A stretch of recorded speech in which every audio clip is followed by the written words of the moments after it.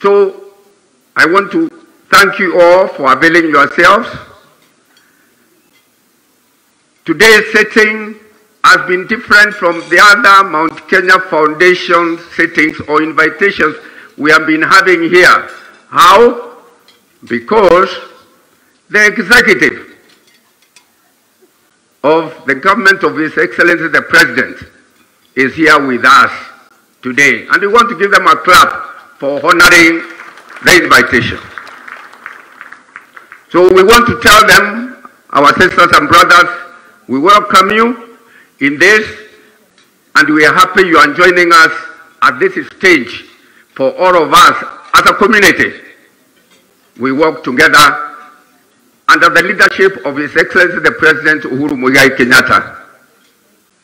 If he had not given us the blessings today for us to go to Asimio, we would not have been here, because he is our, our Mudamaki. So we also want to thank him for all that he's been able to do for us.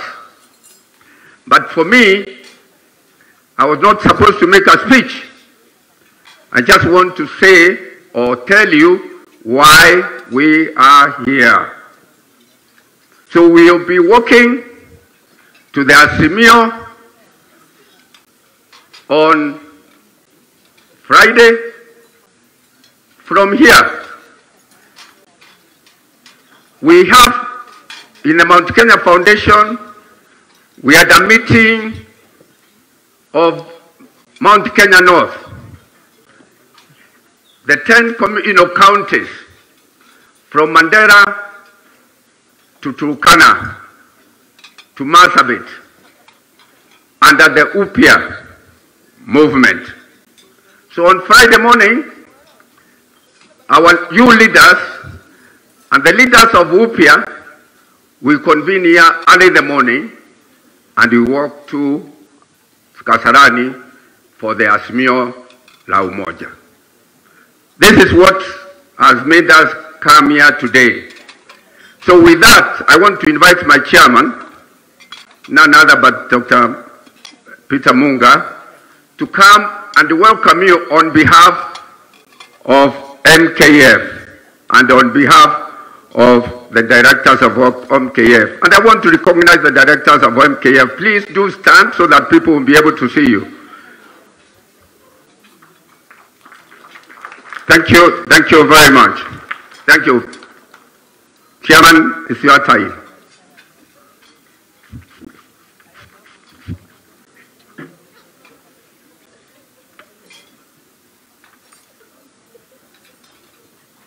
Your Excellency, the forthcoming President of Kenya,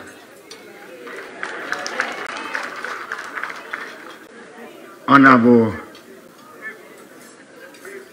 forthcoming, he's coming. So it will be the 5th. There will be nobody else in between. And all protocols observed, the ministers who are here, the permanent secretaries, governors, members of parliament, former members of parliament, MCAs, Adwakirima Muriaga Riki. Leo no mwaliri yogogo kigimo. Nego mwaliri ya Kikuyu. Itanaria negoda kumumenyithia chairman wa ruriri rwa kuma Gongu Kinya Kalimatura. Kuma Gongu Kinya Kalimatura ore okora wari chairman kana munene waku wa bururi uciothe ningora kumunyia kuiwe etagwo Bishop retired in Matthew, and I'll call him here first to give his speech. Bishop.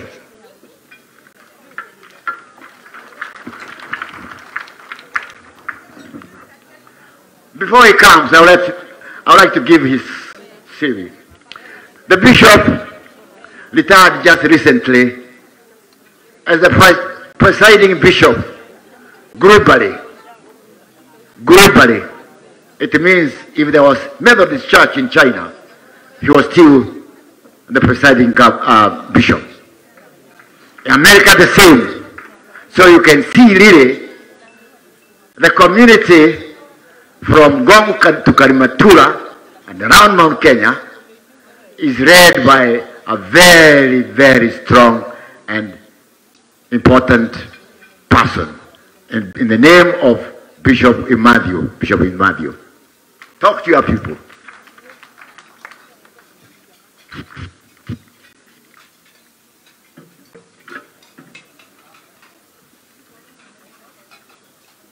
Former kiongozi wetu Mr. and Dr. mtarajiwa ambao wanafanya kazi pamoja na viongozi wetu Kenyatta na viongozi wote walio hapa na wananchi wote wa Kenya.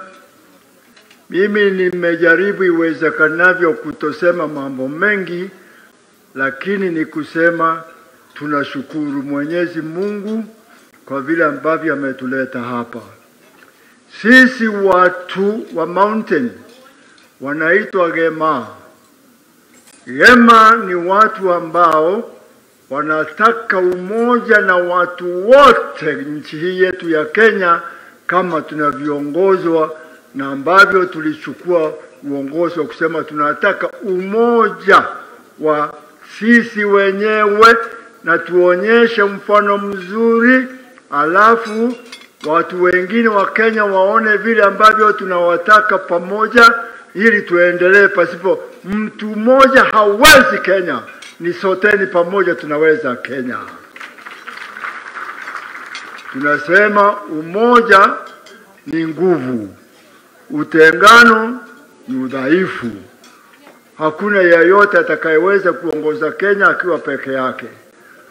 Sisi letu Mheshimiwa Raila Odinga, tunakuambia kama unataka kutuongoza, tunataka uelewe watu wetu wote Kenya, tukianzisha na sisi pia, waangaliwe watoka katika umaskini wao na wapate vyote vinavyotakikana vizuri, na tuwe na furaha na raha kama vile Mheshimiwa alianzisha hii nchi yetu Kenyatta pamoja na baba yako Odinga walivyotaka tuwe kitu kimoja na watu walio na nguvu pamoja. Pasipo hivyo hatutaweza kukuchagua kama utatuambia kama utaweza hivyo. Mimi nakuambia bila uoga, kama hutaweza tuambie utaweza, kama hutaweza utuambie hutaweza, alafu keti tujaribu kutafuta watu wengine. Hii si mambo ya mchezo. Hatutaki mtu mmoja awe ndiye anayesema peke yake bila sisi kusema, kwa sababu Mungu ametupatia nchi hii, ni yangu, ni yako, ni ya sisi sote pamoja. Na tuna mali ya kutosha kama tukiweza kugawanya ilivyo. Tuna nchi ya kutosha kama tunaweza kugawanya vizuri. Tuna mali ya kutosha kama tunaweza kugawanya kwa sote pamoja na kuleta walio chini mpaka waamuke. Walio chini hawawezi kuamushwa na kitu kingine, wao wenyewe hawawezi kuamuka mpaka waamushwe na wengine. Kwa hivyo tunataka kuamushana, watu wetu waendelee sawa sawa. Mimi nikizungumza napenda mambo haya sana kwa sababu tulikuwa tukifanya kazi hata na baba yako, ningetaka kukuambia. Na tulikuwa tunafanya kazi pamoja na baba ya president wangu Kenyatta. Kwa hivyo nilikuwa nikiwaona mkiwa watoto na sasa mmekuwa wazima. Na vile ambavyo tulikuwa tukizungumza na wao ndivyo hivyo. Ninaomba kabla sijaenda kuwakuta huko niwaambie mambo vijana wanafanya vizuri, na pasipo hiyo tutakuwa tumefanya vibaya kwa nchi yetu. Viongozi wetu, nimemwona kiongozi wa magavana wetu, hatutaki mtu ambaye wanataka kufanya vyao peke yao. Governors, mna nguvu ya kutusaidia. Governors, mna macho ya kuona. Kama hamjaona mambo yetu ya county zilivyo, sasa nataka mfungue macho kabla mwezi wa 8 kufikia, mtuongoze. Tunataka umoja. Mtawauliza walio nyumba hii, mnataka umoja au mnataka kutengana? Mnavyo nimesema tugawanyike, wewe pamoja kidogo. Mnataka tuwe kitu kimoja au mnataka tuwe watu tofauti? Wanaotaka kusema tunataka tuwe kitu kimoja wainue mkono. Mungu ni mwema. Makasisi, viongozi wa dini, na nyinyi msipoonyesha vile watu wanaweza kuwa kitu kimoja, mjue tumefail. Wazee, viongozi, tusipofanya kazi hiyo ya kuleta watu pamoja tuwe kitu kimoja, tutakuwa tumeshindwa. Mheshimiwa Raila Odinga, tafadhali, kama utatuambia pamoja na rais wetu mtakavyotuongoza siku ya Ijumaa kesho, ndipo tutawaambia tunakubali au hatukubali. Lakini wakati huu tunakuambia tunakukaribisha na tunakupenda. Watu wa mountain, we have married all over Kenya. Si ndivyo? Sisi ni mashemeji wa wote, si ndivyo? Tuna wasichana wao, nao wana wavulana wetu. Sisi ni kitu. Nikikaa hapa nitazungumza sana kwa sababu ni mhubiri. Unajua wahubiri hawaachi mambo. Wale wanaotafuta viti nanyi, don't divide us. Yeyote anayetaka kiti kutoka county mpaka kuwa president, hatutaki mtu gawanye. Anybody who speaks dividing us up, tutamwambia wewe kwa heri. Si ni sawa hiyo? Nimesema makosa? Yeyote anayetaka kutufanya pamoja, umoja, together we are stronger. When we are together we are stronger. Tunataka vijana wetu na maisha yetu yawe sawa, na Mungu atubariki na tukae pamoja. Na wewe tunakukaribisha sana Mheshimiwa Raila kuwa pamoja na sisi, na tunakupenda, ukumbuke hiyo. Wewe ufanye kazi pamoja na sisi, na yeyote afanye kazi na sisi, hatuna wote. Hata wale watakaoshindwa na wale watakaoshindana ni watoto wa nani? Si wetu? Si watoto wetu? Kwa hivyo ujue tunakupenda, hata wewe yeyote ni mtoto wetu. Asanteni sana, Mungu atubariki.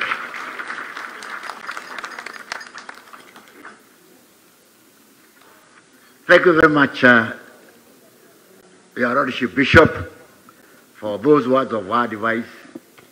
In fact, after your speech, I don't think I have much to say than to simply say in Kikuyu, Nidamunyita ogeni, thini wa gikarino giki. Muigwe mwe mucie, na muigwe ni murendwo. Otoguo Bishop witu atwira ati tutige kindu kimwe, twendane. Ningwenda kumuririkania aria matari kuo ati kiria giatumire tukona wiyathi ni undu wa urumwe witu ithie tumite ngomukinya Karimatura. Nikuo tuigaga ati ni undu wa kwendana, mboco ya gwathi tukenyurana, mundu agateithia uria ungi, na thu itu ni iria egutugayania. Nejiguite kana andu ingi nituiguite tugitana maritwa, na ni andu amwe kaigwa kuri andu metagwo u na aria metagwo uguo, ni undu wa kindu gitagwo uteti. Uguo tutikwendana niguo ciama ria kugaga, na tutikaganio ithuĩ tukorwo twi kindu kimwe. Na nokio tumwĩtĩte ũmũthĩ na tukamwĩra andũ arĩa tũkoretwo twĩ nao thĩinĩ wa gĩikaro gĩkĩ ithuĩ twĩ MKF nĩ mwerwo nĩ Titus atĩ tũrarĩ na andũ a kuma Moyale, Marsabit, Garissa, Mandera, Isiolo na Lamu. Andũ arĩa othe ũngĩhaica kĩrĩma kĩa Mount Kenya harĩa igũrũ, kũrĩa wothe ũngĩona wĩna binocular, kũu nĩ gwitũ, andũ acio othe nĩ aitũ. Na andũ acio nĩ maratwĩrire atĩrĩrĩ, kwao kwĩ ithaka nyingĩ na nene, na nĩ moĩ ithuĩ tũrĩ andũ a kũrĩma na tũrĩ andũ a biacara, tũtihĩngĩirwo gũthiĩ kuo kũrutithania wĩra nao. Ũguo ti wega. Nĩ tũrenda gwĩta andũ angĩ, na tũrĩ mwĩra tũhakuĩ mũno gwĩta ũkabi, tondũ andũ acio nĩ andũ aitũ. Nĩ wega tũmete, nĩ wega nĩ andũ aitũ, mũtikoe moko na igũrũ arakorwo nĩ mwene. Nĩguo tũthiĩ njĩra ĩmwe tũgĩthiĩ gũthurana, kũrĩa tũkũiguithania tũthiĩ tũgaikie mĩtĩ itũ, nĩkuo tũgaikia. Akorwo nĩ Raila tũgaikĩria, ĩgatarwo mĩthenya ĩrĩ tondũ ĩgakorwo ĩrĩ mĩingĩ. Kwoguo nĩkĩo tũreta andũ aingĩ, na no tũgũcoka tũrore tuone kana nĩ tũgũthiĩ Mount Kenya South. Na South nĩ mwamenya kũrĩkũ nĩkũ, tondũ ithuĩ twĩtagwo Gema, na ndiũĩ kana ingĩ nĩ mũĩ ĩyo ĩrĩ hau thutha yugaga atĩa. Nĩ mũĩ tũgĩkorwo tugĩte Akamba, nĩ tũhĩtĩtie, nĩ tũhĩtĩtie, mũtikiuga tũtihĩtĩtie. Ĩti athani aitũ tũmete, tũmere moke haha tũrĩanĩre nao na matigoke na gĩthitũ.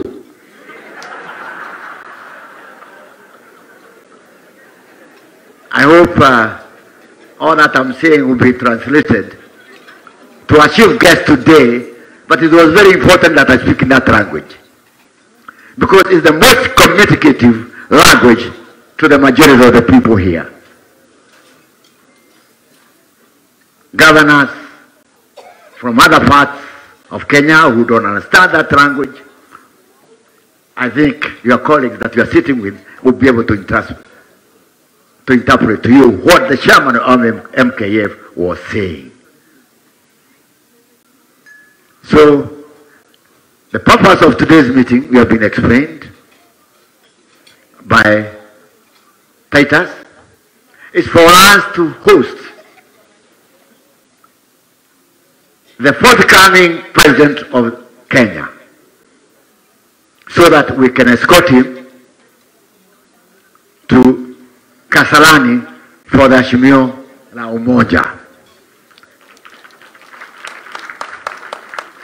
I'm saying the fifth and forthcoming. Kamutaigwa githugu.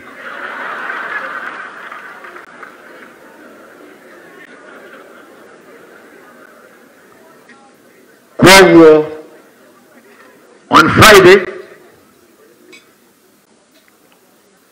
all of us will go to Kasarani, or even be more than we are here, Your Excellency, because we are going to invite other people from where we come from. In total, I think from the mountain, we shall not be less than 10,000. One, because of the proximity of where we are and where others will be coming from. Maybe I don't expect Joho to bring as many as those because it's far, but you bring 5,000.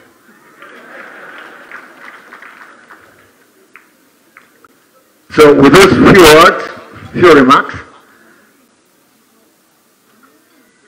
and on behalf of His Excellency Raila Odinga, we are all requested to attend his day on Friday at Kasarani, which is only a walking distance from where we are. And thank you.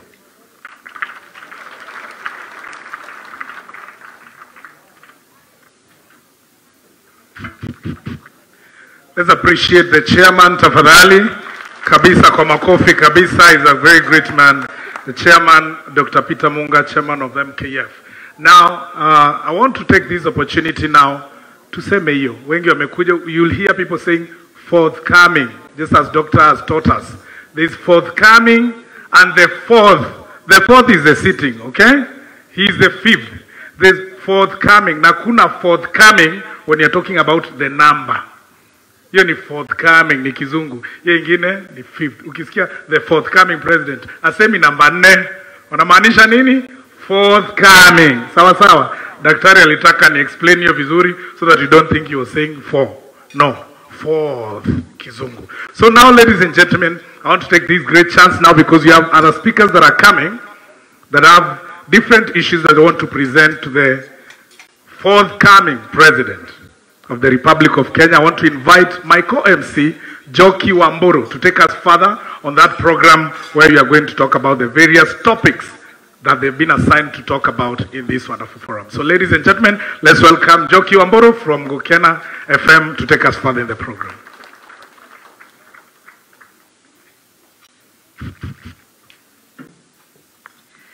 Thank you so much, my co-MC, Your Excellency, the Prime Minister Raila Odinga, of course the Chair MKF, the Vice Chair, the governors, the senators, members of parliament, MCAs, and all protocols observed. Good afternoon. Habari ya jioni.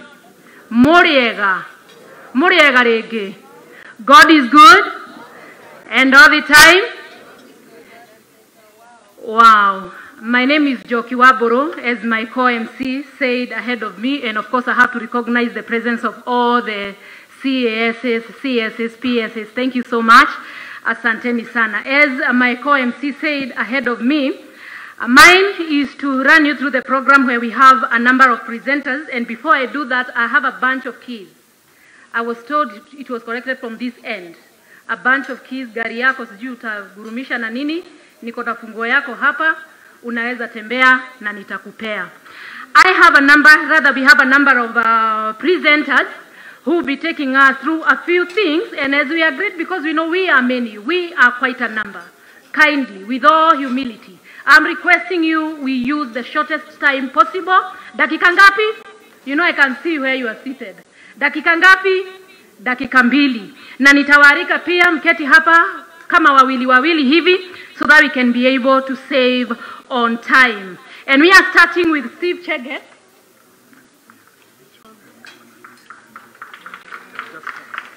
Thank you so much.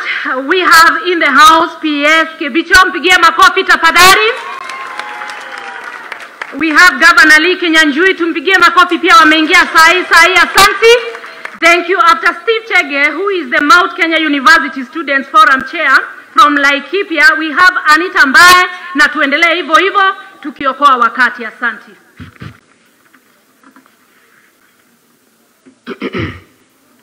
Your Excellency, the forthcoming Right Honorable Prime Minister Raila Odinga, all protocols observed. Habari zenu. Muriega. Tugeithanie ici arĩra-inĩ. Good. Naitwa Steve Chege. I'm the chairman Mount Kenya Colleges and University Student Association. I'm here to speak on behalf of the young people. And before I make my remarks, I want to recognize all the young people who are in the room. Kindly stand and wave. Simameni jeshi ya Azimio la Umoja. Salimianeni. Baba, hiyo ni jeshi yako. Your Excellency, 3 weeks ago, as Mount Kenya students, we did a meeting in Nyeri Kabirone grounds under the theme, in whose hands are we safe? And Your Excellency, as the current, next and the future generation of young people, we have decided to choose the right side of the history. And we decided we did not go to school so that we can push wheelbarrows. We did not go to school so that we can survive on handouts. Your Excellency, and I am Kusa and ada vijana wa Mlima Kenya, we endorsed Azimio la Umoja. Your Excellency, when other nations are talking about nanotechnology and exploring heavens, there are leaders in this country masquerading to be presidential candidates. And they are taking us back to the 13th centuries, giving us wheelbarrows. Sio ni madharau. Sio ni madharau. We as young people, we have decided that we are going to support the leaders whom we know our future will be safe. And that is why we have decided to support Azimio la Umoja. Your Excellency, since Azimio la Umoja started, we have been in your team. We went to Naivasha as young people. We went to Nyahururu, where I've come from. I didn't say I come from Laikipia, the great county of Laikipia County. We went to Naivasha, we went to Nyahururu, we went to Mount Kenya East, we went to Meru, Embu, Tharaka-Nithi, and recently we went to Nyeri, where the climax of Azimio la Umoja of Mount Kenya region was. And Your Excellency, the agenda of the youth came out very strongly.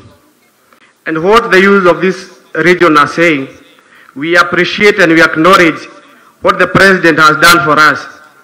Kuna kazi mtaani, kuna ajira digital, kuna youth development fund, kuna vitu mingi sana Rais ametufanyia na serikali yake.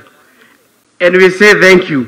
But in Azimio la Umoja, Your Excellency, the young people are saying, please, with all humility, these people are saying, we want more opportunities. We want more opportunities. We want more money to be pumped in Youth Development Fund. We want Kazim Tani to be expanded maybe in every ward. We want to be in your government.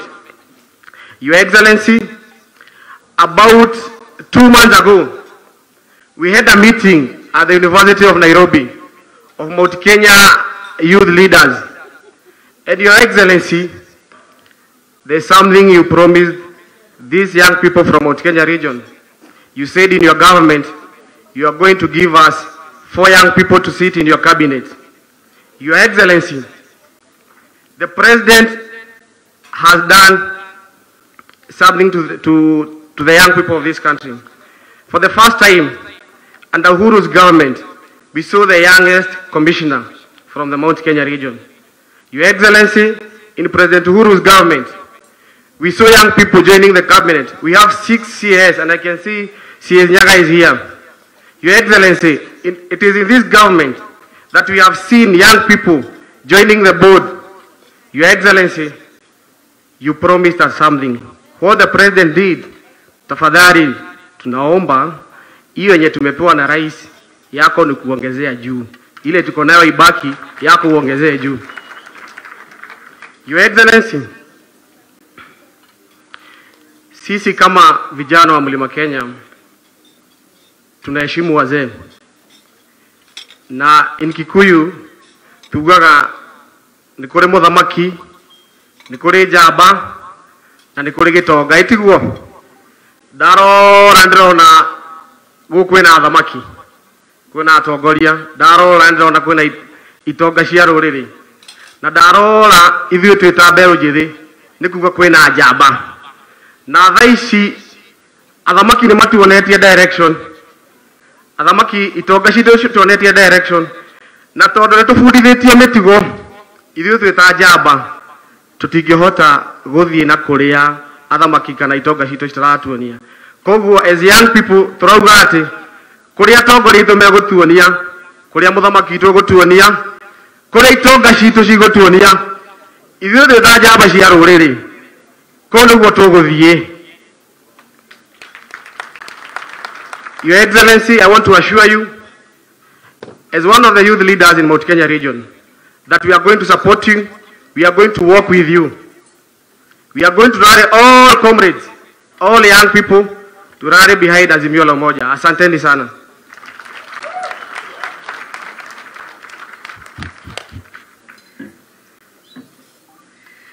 Thank you so much, Steve and Anita. Kindly give me a minute. We have to do one thing or two before I call you, before I invite you. Na niliwaambia program yetu ni mrefu kabisa, si ndio? Our program is quite long na ninaomba tukate kidogo ndio tuweze kuendelea kwa haraka tena sana. And of course I'm recognizing the presence of all the people who are coming in.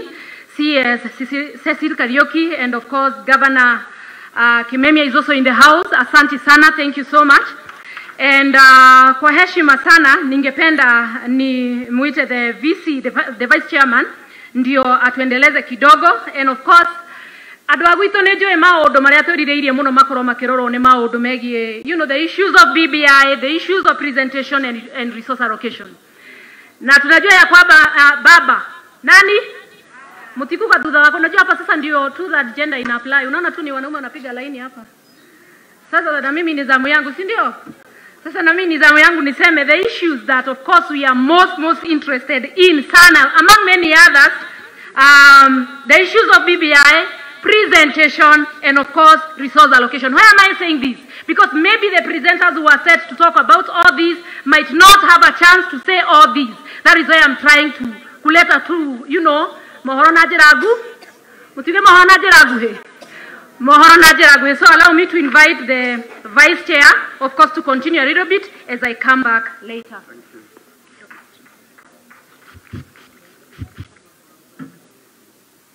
Thank you, our MC. I can see Mheshimiwa Commander has just walked in. Wana Commander, karibu chakula ule kwanza. I've come back because we have to adjust the program a bit. Our chief guest is pressed by time, so we would want to leave a little bit earlier than anticipated. So we want to adjust our program. So I'll seek your indulgence, tafadhali, our leaders. But before, let's ask, Anita, because they are the category of youth. Let the youth finish, and then we'll be able to come in, and change the program. So Anita, come. In the meantime, I want to ask the leader of the majority in Parliament to be ready to be able to recognize the other members of Parliament who are here, and then give a short speech. So Anita, you told me 1 minute? 1 minute. Thank you. For the last 3 elections, Tharaka Nithi has been known as the stronghold. When counting votes, people say, ngoja Tharaka Nithi yangu ingie. Ama, bado Tharaka Nithi yangu haijaingia. My name is Anita Nyawera Mbae, or Anita Mbae. I come from Tharaka Nithi County. Yesterday in Mutembei and Chogoria Ward, when I was engaging women groups, they dubbed me Kabebuetu. I thought it was a trendy one, and I gladly accepted it. I am a national youth leader, and I'm also a woman rep aspirant for the 2022 elections.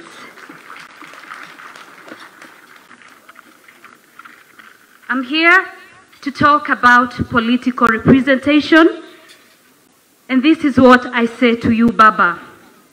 We as the region ask that we have significant positions in the public service, in the executive arm, when you talk about the CSS, the PSS, the CEOs, the directors, and even in the security service. In this election, I'm very happy to note an increased number of young women who have come out very strongly to be involved in the political process. Baba, this is our wish. When these young women really come out in courage and go for these positions, should they not get them, please do accommodate them in your government. When you also give those positions to us, tukirudi in-house baba, where I come from in Tharaka Nithi County, sisi tushasema tunataka CS. Kwa hivyo, kumbukeni hivyo. Another thing that I really want to note is the corruption that has predominantly spread in our country, and this is a cancer that is a threat to us young people. We are the future, and we will not stand to watch our future maimed and robbed from us.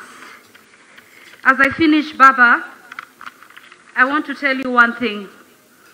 Usikue na uoga na usitishwe kabisa. Hakuna ground ya mtu, sisi ndiyo ground. Na baba, ukikuja pale Tharaka Nithi, mimi kama kabebwa huko nitakupanga. Lastly, we believe in you. We endorse the Azimio la Umoja, and we believe in the continuity of the handshake. Asanteni sana. Na hii baba tunasema tutachapa, ikipasuka ipasuke. Asanteni sana.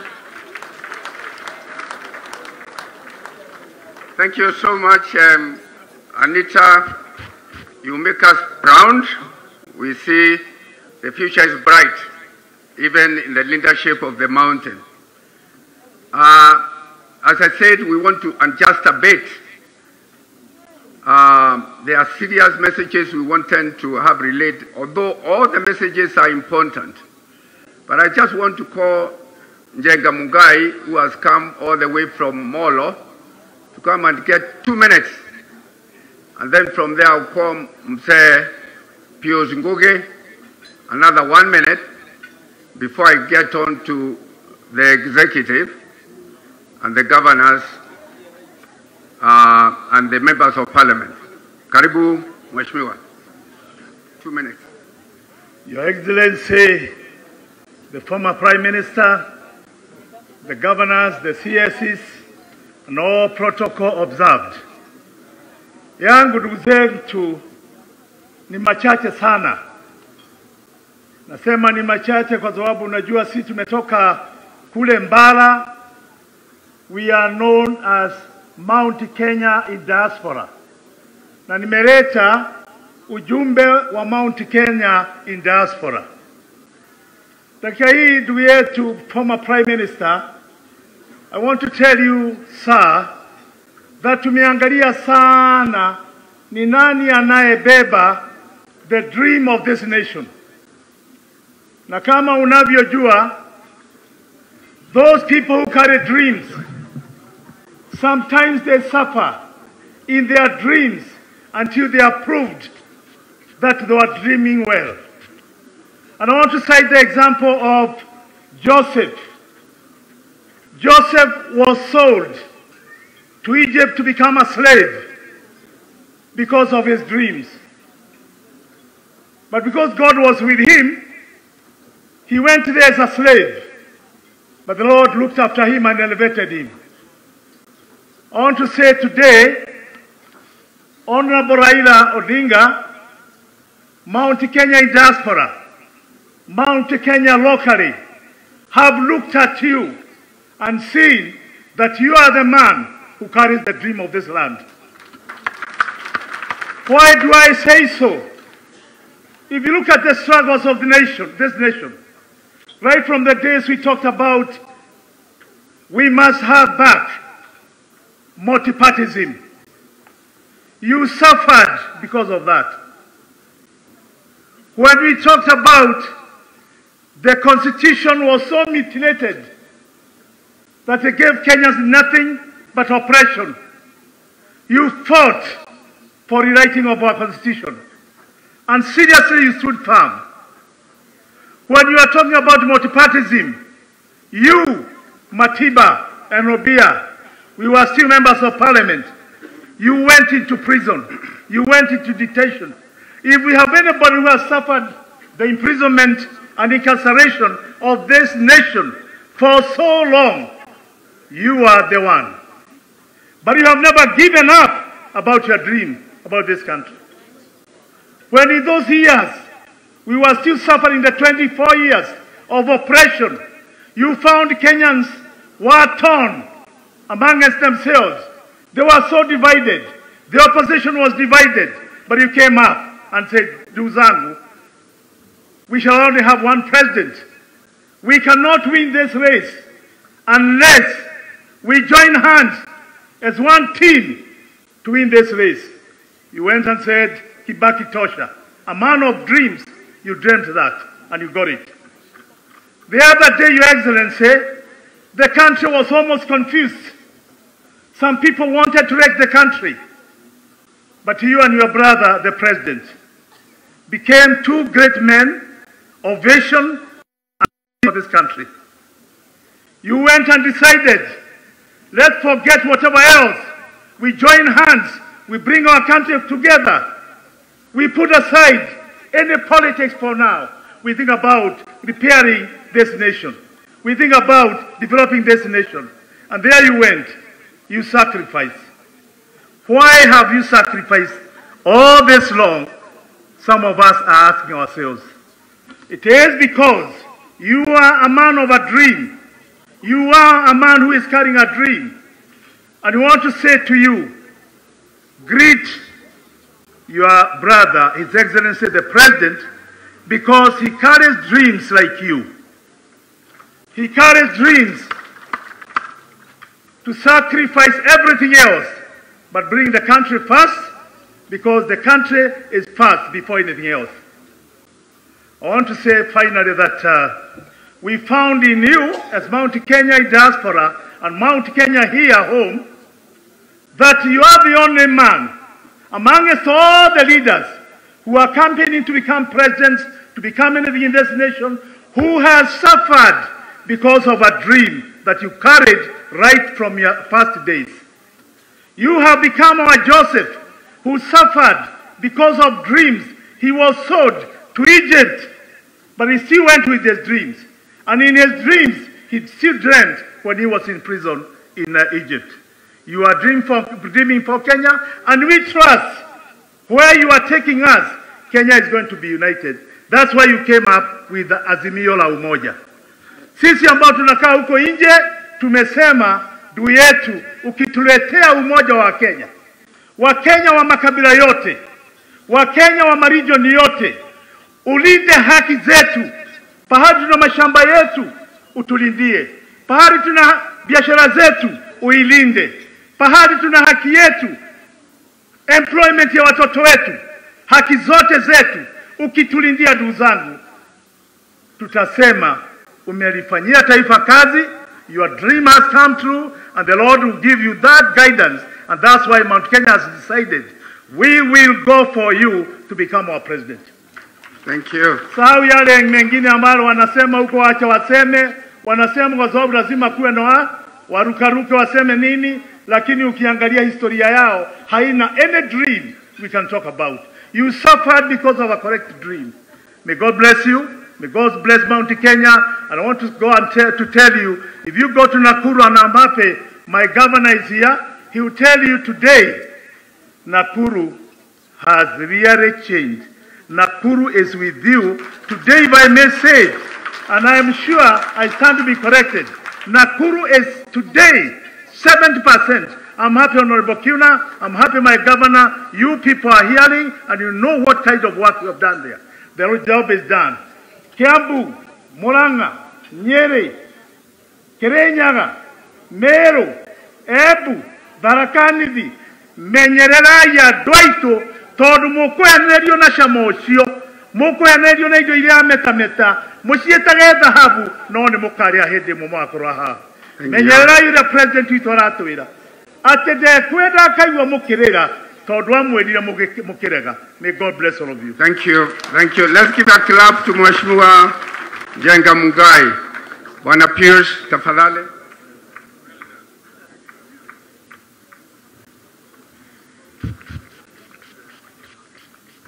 Piers, 2 minutes.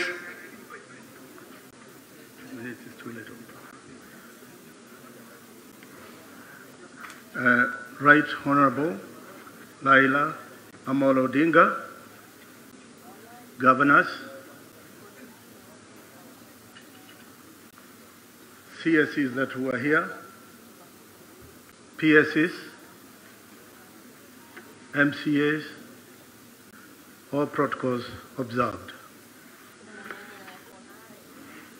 If you allow me, a lot has been said, and we all know that Baba is here because we do feel that he's a friend that we can trust.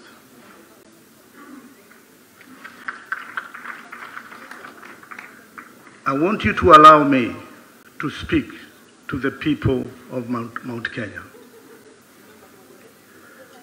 And I want to start by saying the blessed people of Mount Kenya.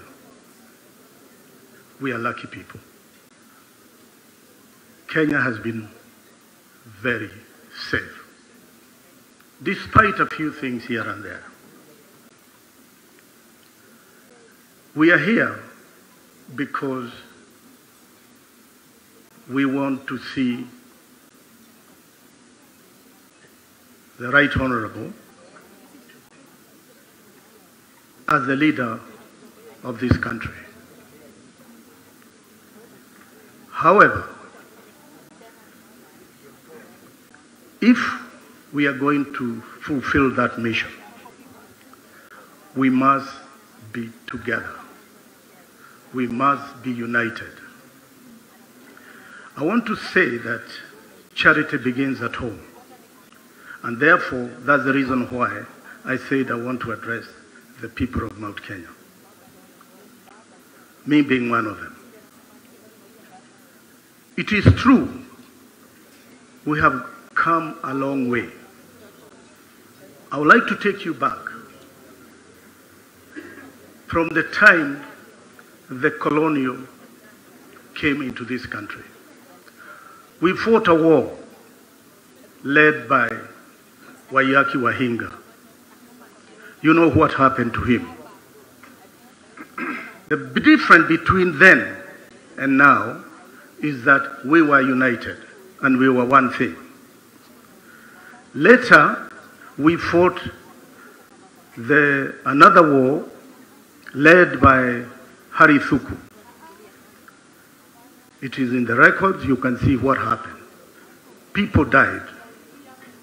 Women were in the forefront for this war. From there,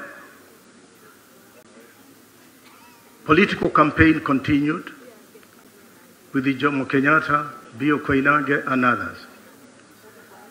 In 1952, our people, our leaders were arrested and taken to detention. You know the history. That is the only time that the nation of Mount Kenya was never united. We were divided. We had some people who sided with the Muzungu, and these people are the people we called Home Guard. But we did not give up the war. After we won the war, we forgave them and we forgave ourselves. So what is the point? The point here is we are not going to take Baba where he should be if we are not united.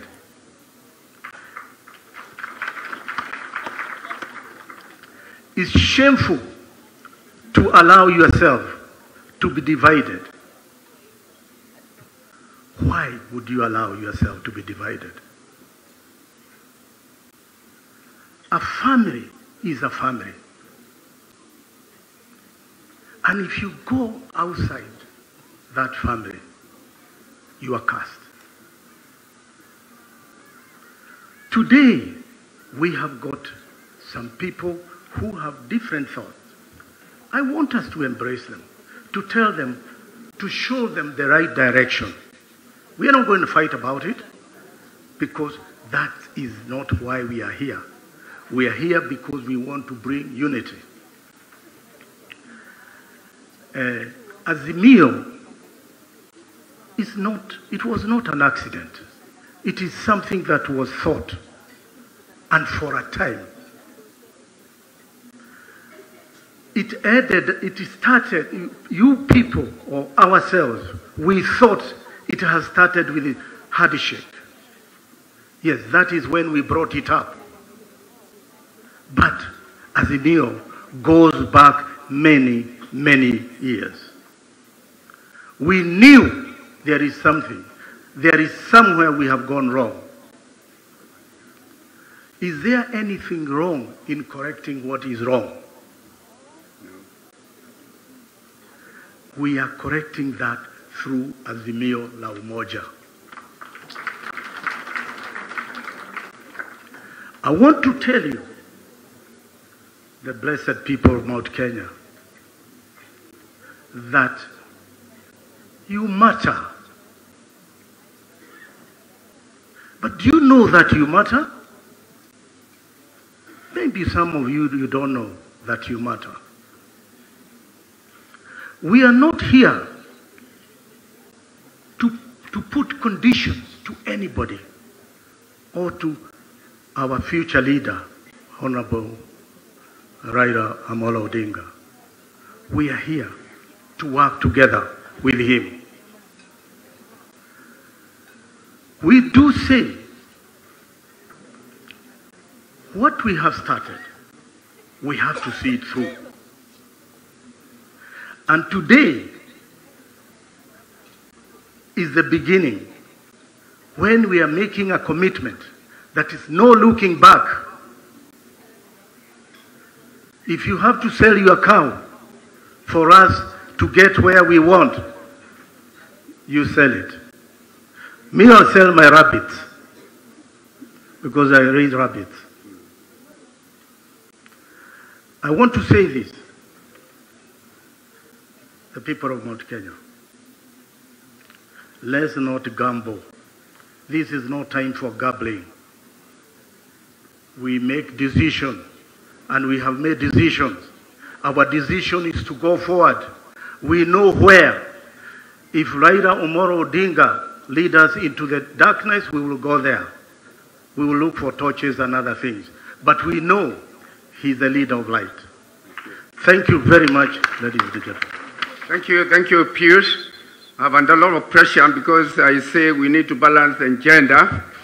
So you bear with me, our guests.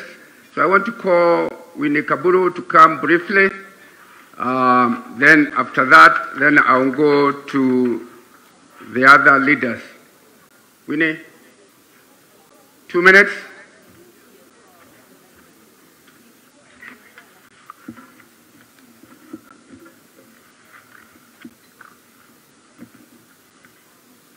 Habari yenu, habari kila mtu. Today is a great day.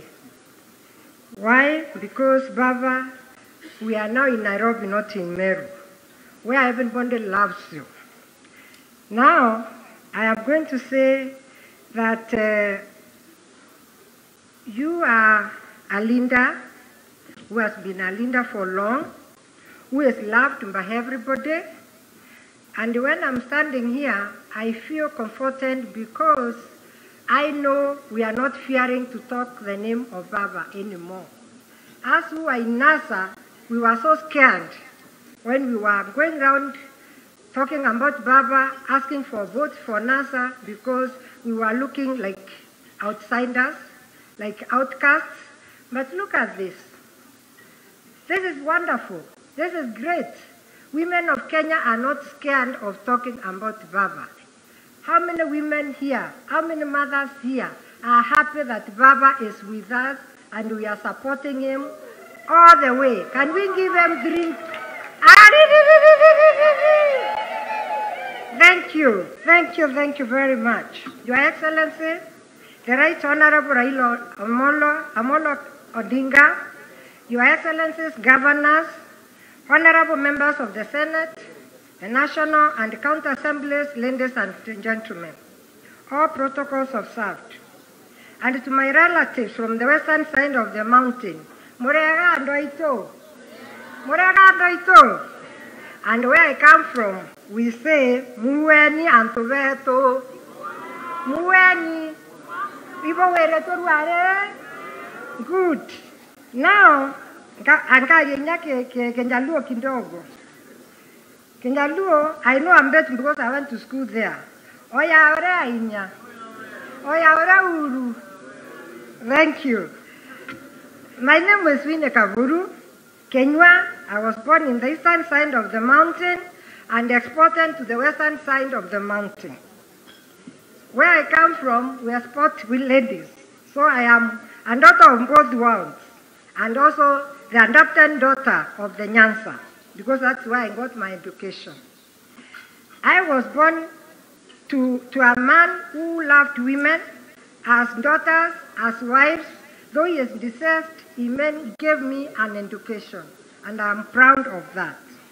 Baba, let me start by congratulating you for not only climbing the mountain, but going around it and enduring yourself to the mountain people. We women on Mount region joined the many other lobby groups, all rooting for Ushindi wa Baba. In return, we expect the following, Baba. We humbly ask you to listen to the women of Kenya. We have been downtrodden for so long. Our president has helped us. He has given so many positions for women, but we still feel we are safe in your hands, Baba. Women of Kenya have suffered, but when we see the way you treat your queen, Mama Haida, we feel that you love women. How many of these men here can just say what Baba says to his queen? Honey, I love you. In front of the camera, in front of the whole world. That is what Baba considers for women. He loves us, and for that, we are happy that we are safe in his hands. I know I don't have a lot of time to talk, but I will just have to say a few things because I had written my speech, but I can see the lady and the gentleman want me to finish. I will talk about agriculture, because agriculture, where I come from, is the most important thing. The coffee, I can see our minister here, who is doing very well for the coffee and the tea industry. We would like Baba industry and make sure that whatever it has been started continues when I'm the president. Secondly, is the issue of positions in the and in politics as well. When you look at our range on Mount Kenya, we are well educated. But when it comes to politics, we are kind of left out because either of culture or something else. Baba, please, when you come, remember us so that we have also positions both politically and even in your government. Thirdly, Father, my Baba, I would like to say something about peace and security for women. When there is war or when there is people are fighting, it's the women who suffer most. And we don't want to suffer. From the time you had the handshake with our president, you made sure that there is no fighting, there is no sitting on the streets, there are no railways which are being pulled out, and we are so happy about that. So we know we are safe with you. Thirdly, Father, our Baba is all the same. Thank you. We would like to say something more. Right. Lastly, may I just say this, please? We are having the issue of youth, mental problems, a lot of fighting because of poverty from the area I come from. If I don't talk about what we produce where I come from, the Mera. Thank you, Winnie. We will take your, I will not be talking. Yeah, you let's clap for Winnie. People like you are in Meru, your speech. So remember the Mera and you get us market for it. Thank you very much. I'll give you my speech. Right, give it to us. We'll make sure that it gets to Baba. It's also be within the Mount Kenya Foundation, list of things to hand over. Thank you. At this juncture, I want to invite the leader of the majority in the House to come and introduce the members of Parliament who are here and, give apologies of the ones who are not here, and then be able, to progress. You please bear with me on protocol issues. It's only I want to make our program flow. So, you bear with me. Right. Thank you very much, Titus.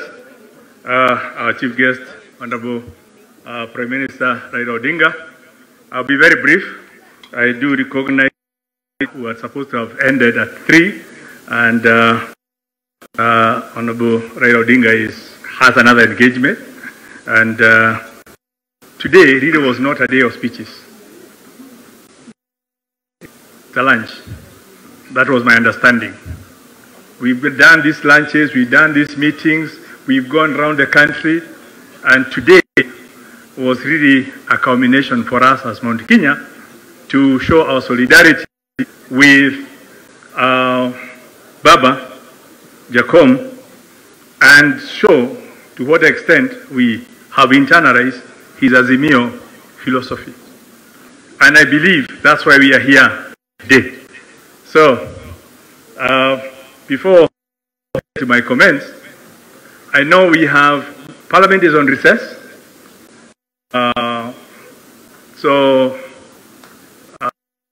Agents or people in Arusha for the East Africa Games. There are others in the constituencies, but I would like to just ask those who are here from both Senate and National Assembly to please rise. I know it's been read out before, so we can recognize you. Please, if you could just stand.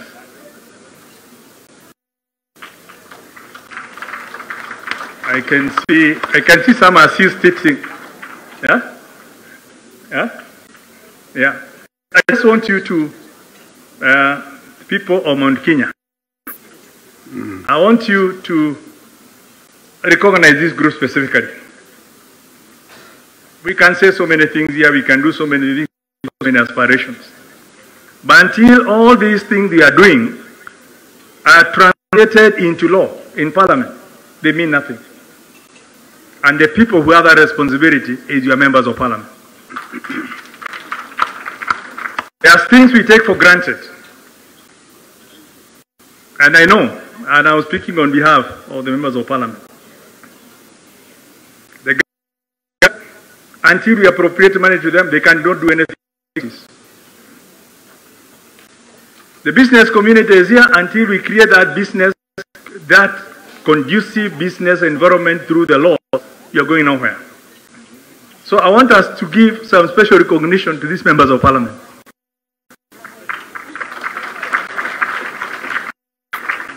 As we are speaking today, there are some critical bills we have to, and I was just talking to my colleague in Senate, the Honorable Rengo. These members of Parliament will have to sacrifice their holidays to come back to Parliament to pass some laws to facilitate some of the things we are aspiring here to do. So, talk to your member of Parliament nicely. Honorable Junet, is that true? Talk to your and whichever constituency you come from. When we can't call them to come for a special sitting, let them be there so that we can fast track some of the laws that we need to push some of this agenda we have here and others forward. And I think that's why my special appeal to you is that. Be that as it may, I think Mount Kenya, for once, we don't have a candidate. We are working people. We are agrarian, we are business people, we need our interests taken care of. And we walked this journey together with Baba, and through the Azimio, through the journey we've gone through, is we believe our interests are safe. However, I want to ask ourselves, I sent you first to go and talk to your members of parliament. And I want to be very candid here. As the people of Mount Kenya, your interests will not be safeguarded alone. He will have many competing interests to safeguard and to talk about. Your interests will be safeguarded by the voice, by the command you have in both the National Assembly and in the Senate.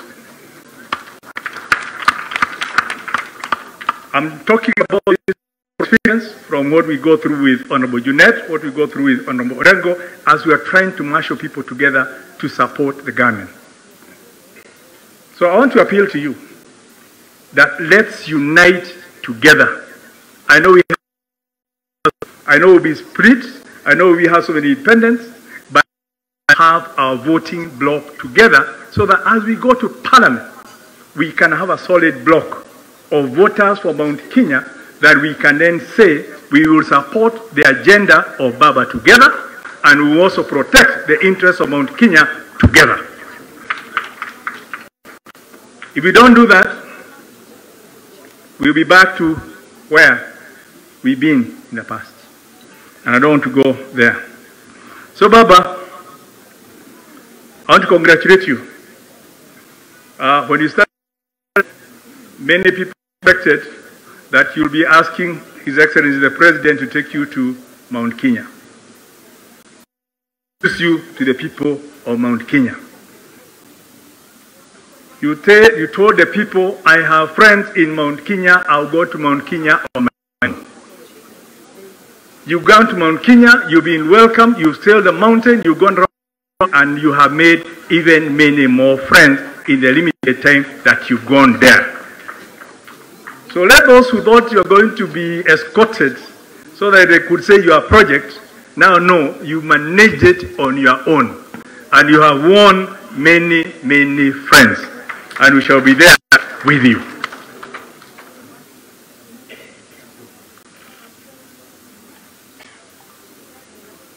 We believe that the Azimio movement dovetails with our own interests, creating that environment for us to do business.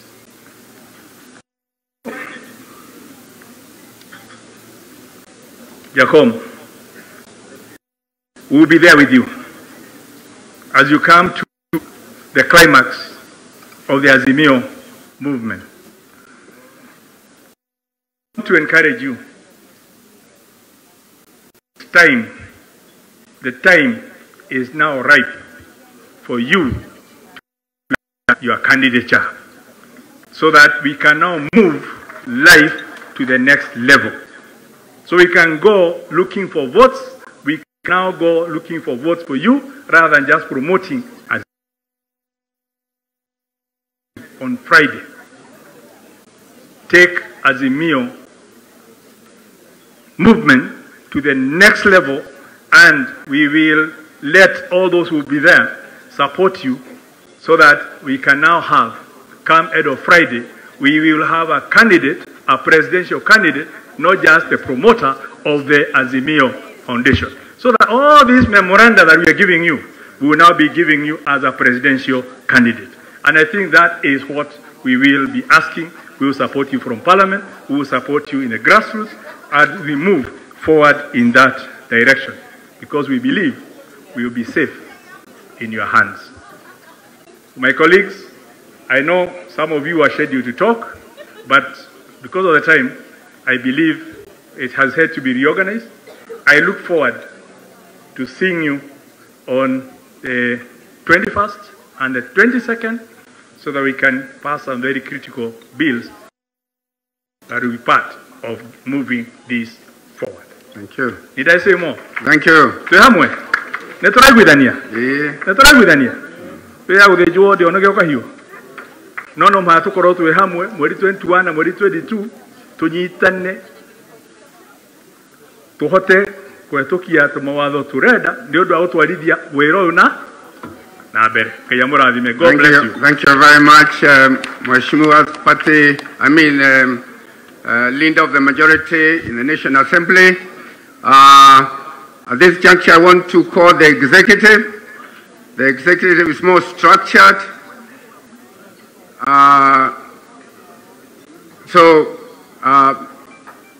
Your representative, the executive, it's your turn. Come and please do your presentation.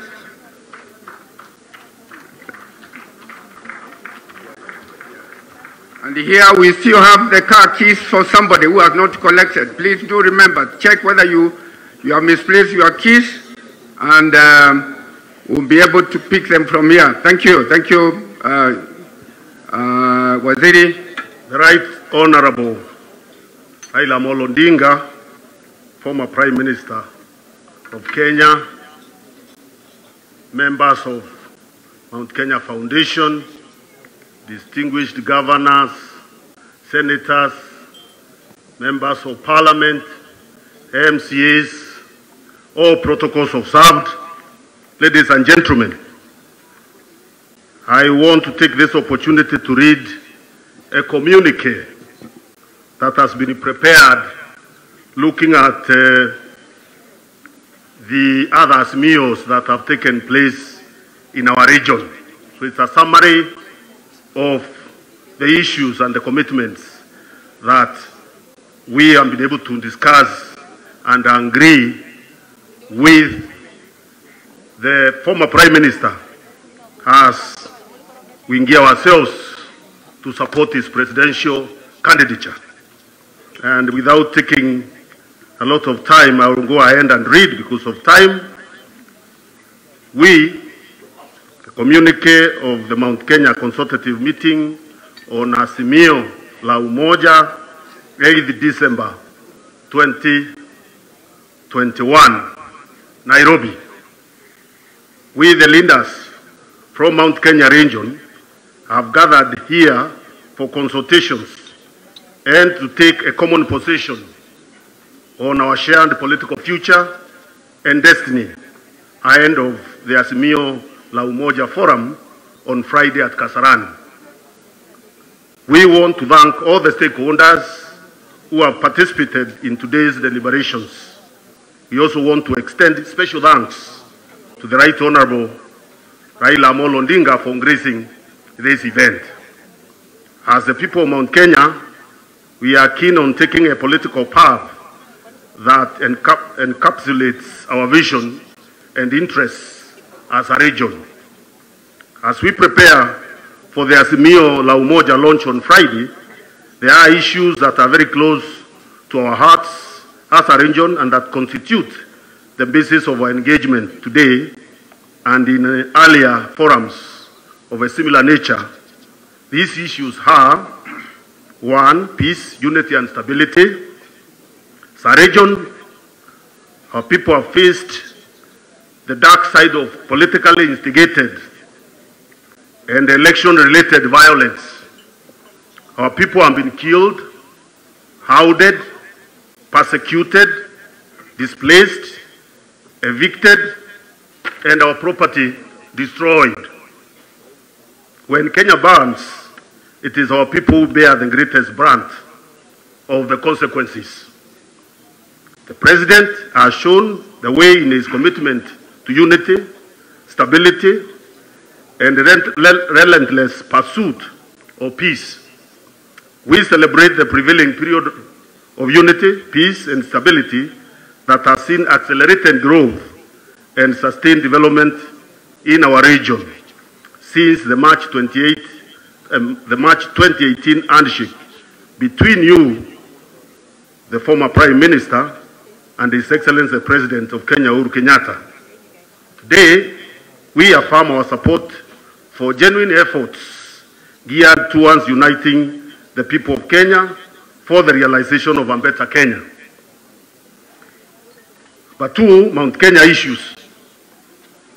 As a region, we have issues that are unique to us that we want addressed by any candidate seeking our support.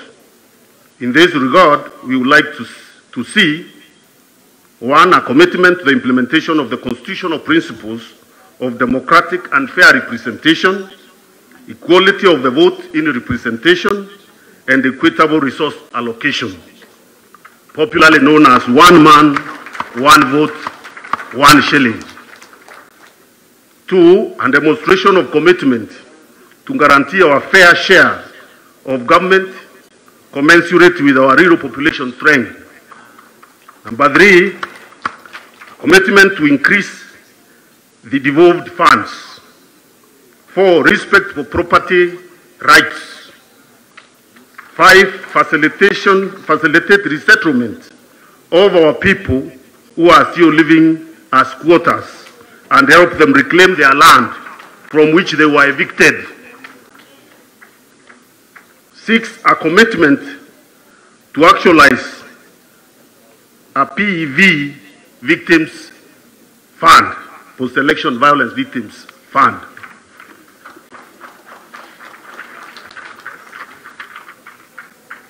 A commitment to support and invest in agricultural productivity, particularly regarding tea, coffee, miraa, milk, and other crops that are grown in the Mount Kenya region and, of course, the rest of the country. A commitment to address the youth unemployment crisis in the country. A commitment to address discrimination against the employment of our people from our region, particularly in the public service. A need to respect devolution and adhere to the allocation formula provided by the Constitution. A commitment to complete ongoing infrastructure projects and set the country on the path of industrialization. A commitment to eliminate or tackle, if you like, alcoholism and drug abuse in the country. A commitment to support the family institution, which is currently facing existential threats.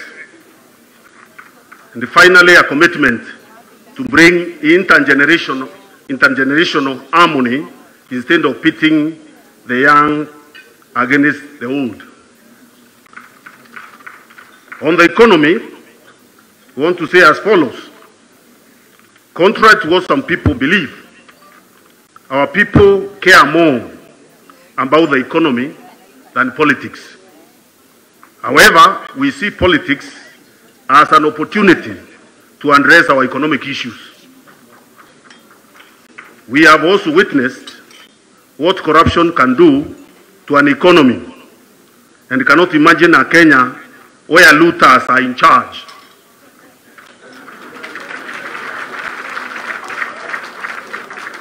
Being an industrious people, our economy-related issues are complex and cannot be reduced to a mere slogan, catchy phrases, or handouts. Our region requires a coherent and a comprehensive plan to recast and address our development and economic needs. President Uhuru Kenyatta has laid a foundation for an economic takeoff through massive investments in infrastructure, roads, ports, dams, electricity connections, stadia, etc., as well as in social and human development. We now need a leadership that will seek to build on this legacy and without subjecting our country to reckless, untested experiments that are deceptively attractive but inherently divisive. As some business-oriented people, we shall support the candidate who will establish policies to, 1, provide a conducive environment for trade, investment, both locally and beyond Kenya's borders. 2, fix the issues touching on critical subsectors in our region, including and not limited to coffee, tea, rice, miraa, pyrethrum, potatoes, cotton, horticulture, poultry, and milk. 3, strengthen and protect the mining and manufacturing sectors. 4, expand the ICT sector. 5, reduce cost of credit for small businesses, who include our farmers, market traders, bonda operators, juakali workers, matatu operators, cart pullers, hawkers, food businesses, and others. 6, enhance international relations that open opportunities for our people. Cognizant of this, we are at a juncture where we have to make a decision on our political future. In making this choice, we have to follow a path that takes us forward towards the future we yearn for. They said, we resolve as follows: that as a region, we fully support the Azimio la Umoja quest for a united front to address key issues affecting our region and the country. That the vision, values, and principles articulated through Azimio la Umoja best represents the Kenya we want to see. That we recognize Azimio la Umoja as an articulation of the future we desire as a region, as it guarantees peace and safety of our people, property, business, and land. That Azimio la Umoja guarantees the continuity of the legacy and the projects implemented by President Uhuru Kenyatta. That through Azimio la Umoja, Honorable Raila Odinga has demonstrated a willingness to address the interests of our region, secure Kenya's peace and economy, and safeguard public resources from plunder. That the people of Mount Kenya have no confidence in sweet-talking people who want to take advantage of our problems and use them as fodder for electioneering without offering concrete solutions. That we have no confidence and reject people who proclaim themselves to be our leaders without consulting us, and who want to impose leaders on us just like the colonialists did, just like colonialists once did. That we do not feel safe in the hands of individuals with a history of looting public coffers, land grabbing, and perpetrating the displacement of our people. That we will form a technical team to negotiate on the above issues and work with the Right Honorable Raila Odinga to realize our collective dreams as a region and as a country. Consequently, we commit to work with the Right Honorable Raila Odinga to build on President Kenyatta's legacy and make Kenya a great country that every Kenyan is proud to call home. Tuko sawa na Azimio, pamoja na Azimio. Asanteni sana. Let's give a clap. Wangapi wanasema tumekubaliana hiyo sote hapa? Nione kwa mikono, kwa mikono, kwa mikono. Asanteni sana. We don't even need to make more speeches. Is that correct? That speaks for all of us. And we want to thank the executive for coming with that comprehensive communique on our behalf. Thank you very much. But now, before we invite our chief guest to say, give a few remarks, I want to break a bit of protocol. I want to invite the governor of Mombasa, who is with us, to come and say Jambo 001. Let's give him a clap. Asante 001. His Excellency, the the Governor of Mombasa, none other but Bwana Joho. Karibu sana. Asante. Kwanza, Your Excellency, Chairman, distinguished ladies and gentlemen, mambo, mukopoa. First of all, I want to thank you, Chairman, for kunihurumia. You know, initially me and my team had planned many buses, but the number that you had allocated to me, 5,000, it's kind of reduced from the target we had wanted earlier. Kwa hivyo asante. Pili, nataka kuambia ndugu zangu ya Mount Kenya. Sisi Waswahili tunasema ukweli mara mingi. Na nataka niwaambie mafunzo ya dunia yametufunza mtu ambaye haishimu viongozi wenu, usiwe na ndoto ataweza kukuheshimu wewe. Mtu ambaye haishimu mafanikio yako, usiwe na ndoto atafurahikia mafanikio yako. Ndio maana mimi niko na furaha kwamba my party leader Baba, when he came to you, hakuja kuzungumza na nyinyi kama watu wa kawaida. And basically that's what he is. Amekuja kutafuta ushirikiano, partnership with the people of the Mount Kenya. Na mimi nataka niwaambie, I have been sitting here consulting with my brother Junet. You know, Junet was #1 defender of BBI. And many of you probably have not thought into detail what BBI meant for you. I don't think you took time and really go through in the detail as to what BBI would have meant for you. But mimi nataka kuambia, I believe that all is not lost. All is not lost kwa sababu I see now some direction that is more clearer than before.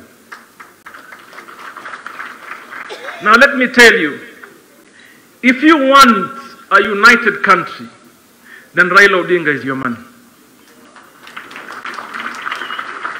If you believe in cohesion and coexistence, then Raila Odinga is your man.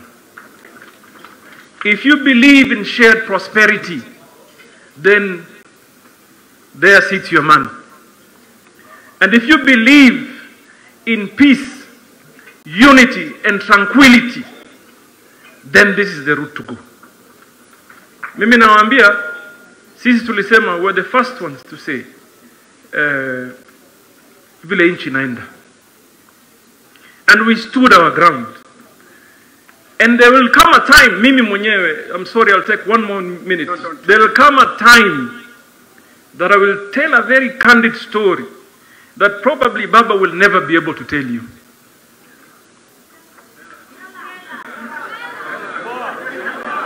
Nitoboe.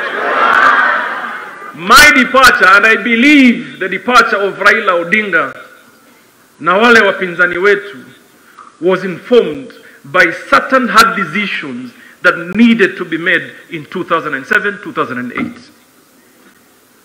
There are those who decided, I was a young MP-elect through ODM, and some of us that were here were in that meeting, where Baba came and said,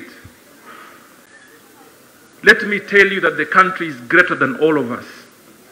Kuna wengine who vehemently refused and wanted chaos to continue.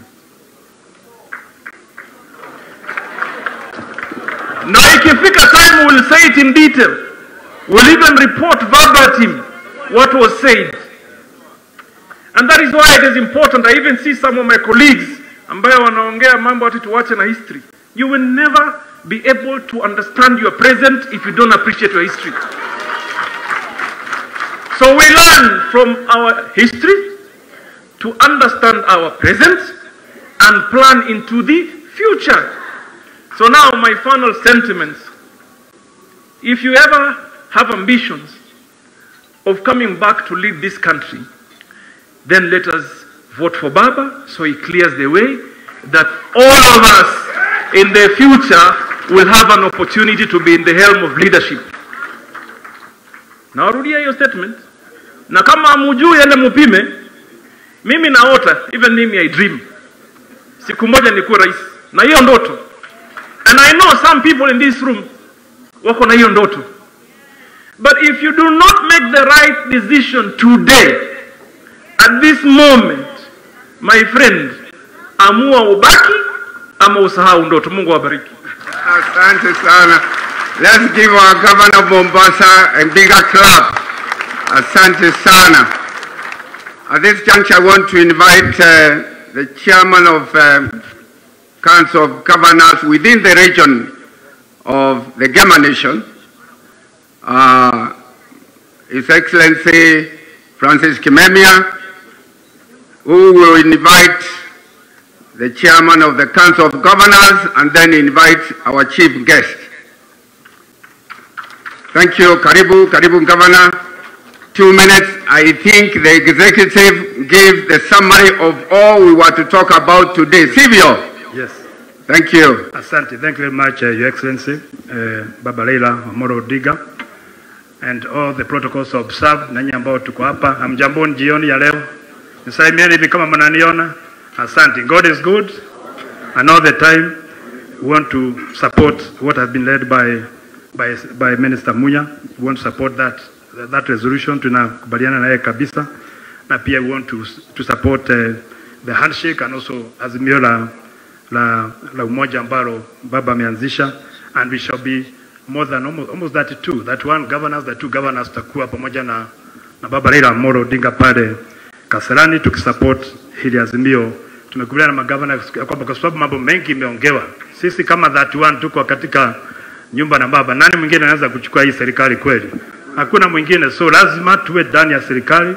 Lazima tuwe ndani ya serikali kama jamii la Mount Kenya region, and we shall go with Baba all the way.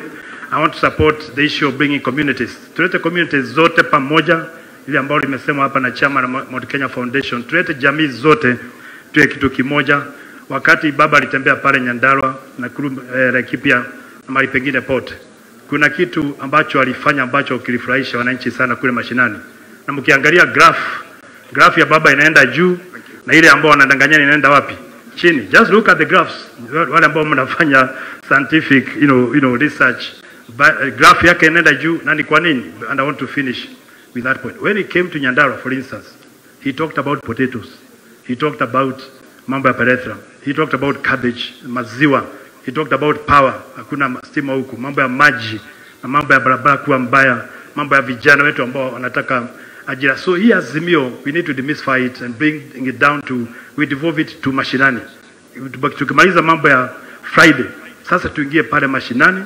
Tunaweza kuongea hapa, tuongee ma towns, but we must now also go to the grassroots and be able to support baba kuendesha filosofia yetu ya azimio. Ili pia hata wananchi wenyewe waanze kusema kwamba, vile wananchi wa Nyandarua walisema kwamba yes, kama azimio ni kuangalia barabara zetu, maji yetu, stima yetu, na kuangalia vijana wetu wapate ajira, na kuona kwamba watu wetu watakuwa na amani na security, na mambo ya tax itakuwa imeangaliwa, wakasema yes, to support the bamba. And I want to appreciate the trips we have made from the moment we left pale Laikipia. Tukatembea na baba safari ya kwanza kuja mpaka hapa Nyandarua. And you can see the euphoria and the excitement ambayo imefuata baba wakati alitembea hapo. So I want to end my statement there kwa sababu in the interest of time mambo mengi imesemwa.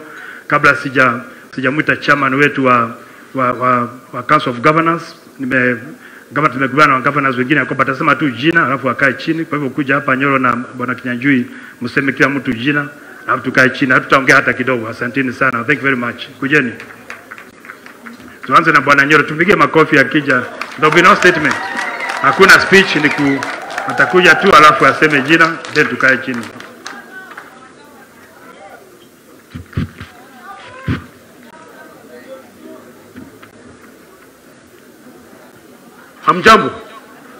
Hamjambo. Hebu fanya hivi. Sema azimio la umoja kutoka hapa mpaka Kasarani. Asante sana. Yule anaongea ni James Nyoro. Asante sana.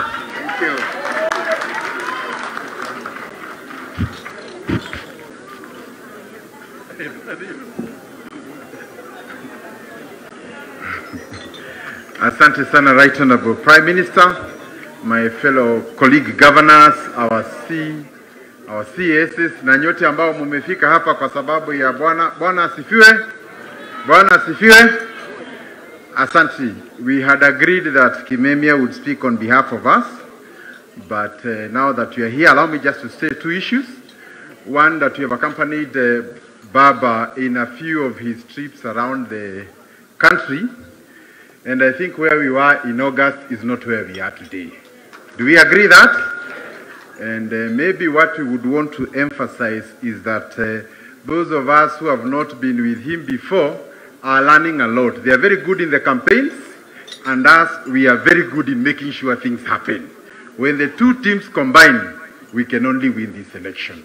So I urge all of us, wherever we are, those of us who are campaigning back in the constituency and the counties, to try and work together and make sure that we deliver the seat as we have promised. Lastly, normally when you are running a campaign such as this, when you win with the team that you are with. If you are with good people, you form the government with good people. If you are with others, you form the government with. So I want to say the people I have seen around Baba are people who can form a credible government. I have seen people who can run an economy, people who can run agriculture, people who will support farmers to produce more instead of importing fertilizer and maize to make quick money.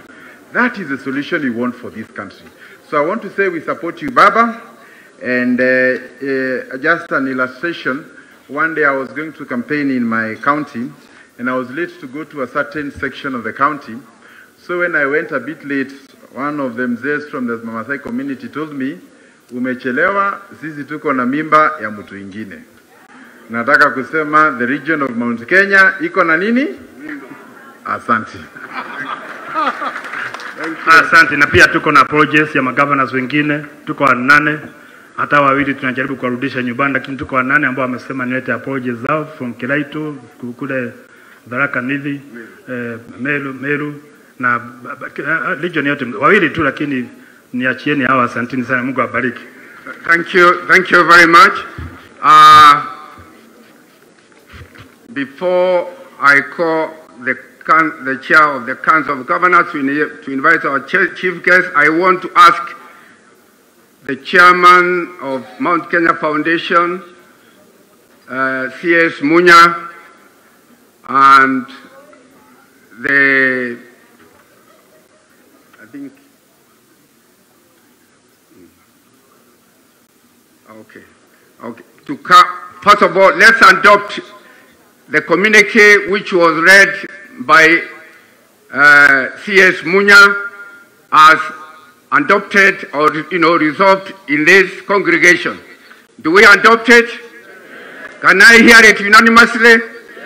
So let me have the chairman of Mount Kenya Foundation, the chair of the executive committee, and the leader of the majority in Parliament to sign this communique on our behalf so that it becomes formal. Karibuni.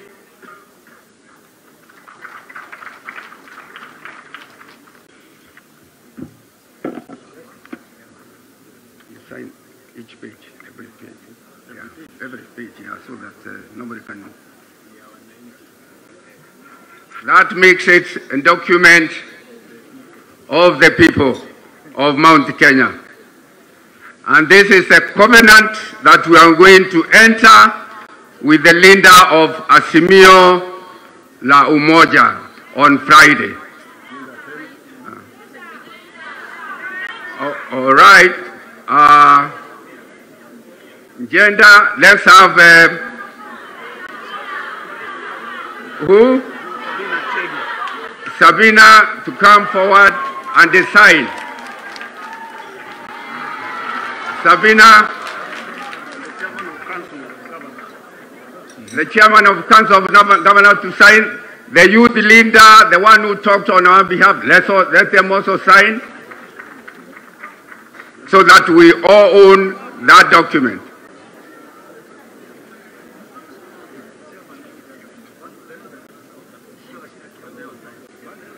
I'm told one of the Council of Elders, yes, please, Washida Kiago, come and sign also. Washida Kiago or Amikawa or Waiduma, where is he? Come.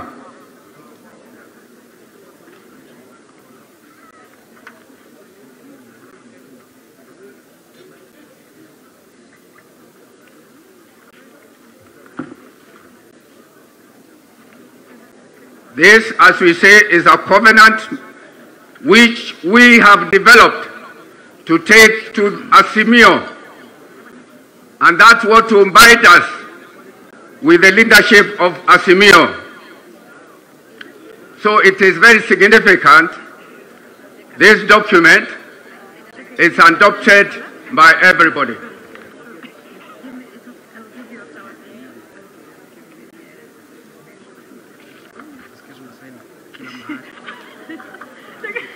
It's okay. No, let it move aside. Yeah. And then after everybody has signed, we want somebody to take to our bishop, Imadio, to sign as the chair of the Hungama Nation.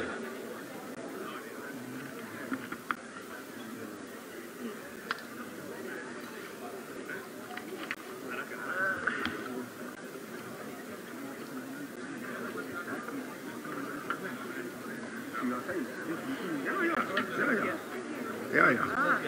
Exactly.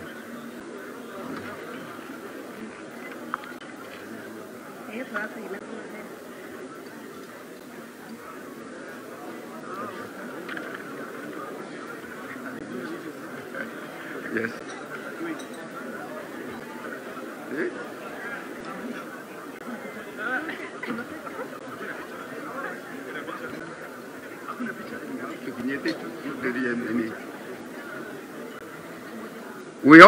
We need to have a religious leader, Canon Karanja. Why is Canon? Come and also bless the document.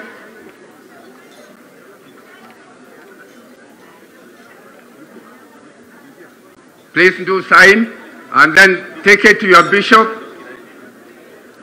Bishop Emeritus, and then let him sign.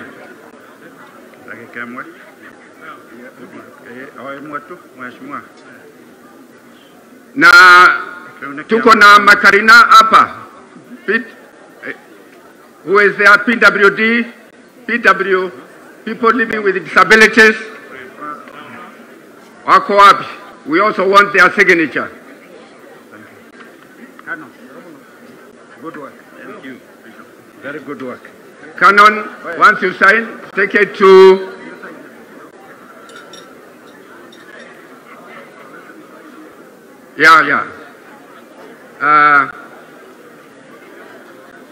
can you sign it there, Njoroge? Mheshimiwa hapo.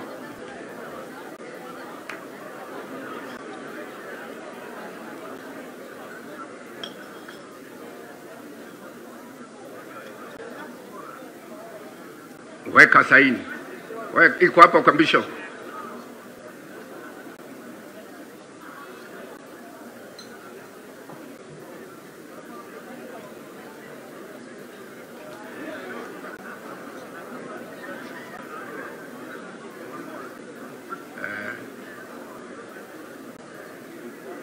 Asanteni sana. Thank you very much. Hata diaspora wanasema lazima weke sahihi pia. Please give me the document.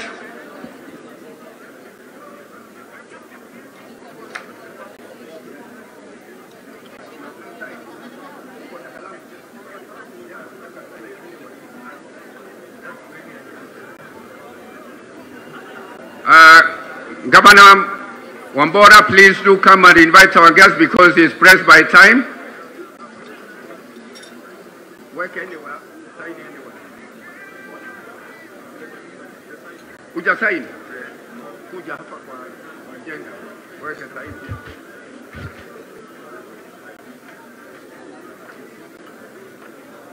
Okay, asante sana. Let's be in order to adhere for the final episode for our guest of honor. Your Excellency, the Prime Minister, Baba,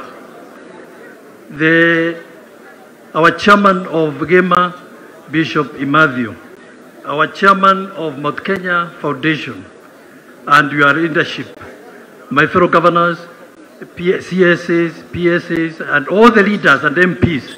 Mine is a very simple task to welcome Baba Tuongereshe, but because I'm representing 47 governors, may I just say one or two things, very, very briefly within the 1 or 2 minutes. And one of them is to thank the former Prime Minister for your surprise visit. Most of us did not know you'd appear here. We feel very, very honored by that surprise.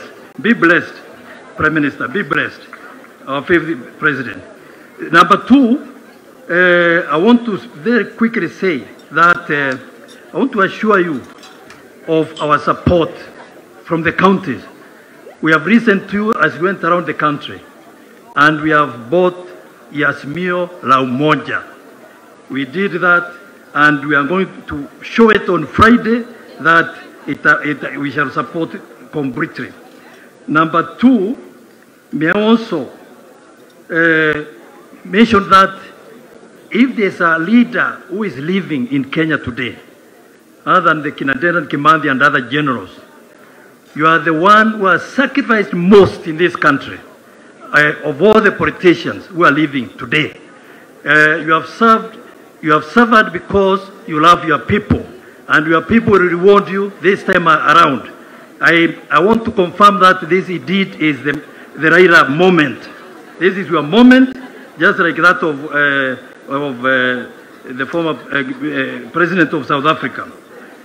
Finally, I want to say that as I finish, that your handshake brought total peace. Your handshake with your brother President brought total peace in this country. And we want that peace to continue.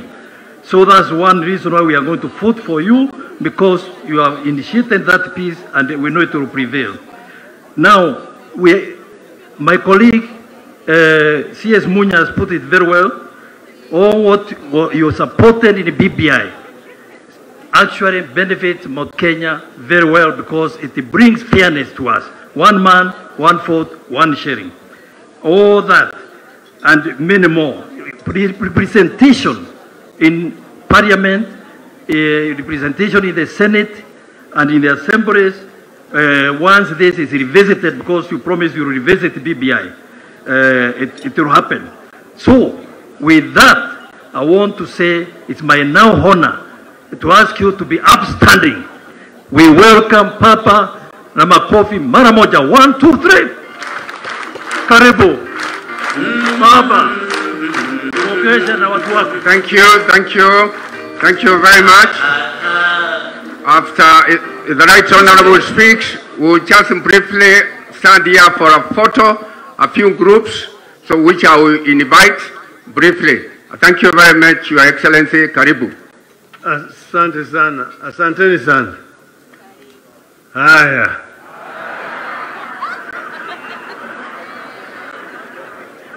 Andu wa milima murega. Murega rengi. Mudani yaragosho. Amiru mugeni. Ayembu muriaro. Asanteni sana. Me, actually, we did not get crushed.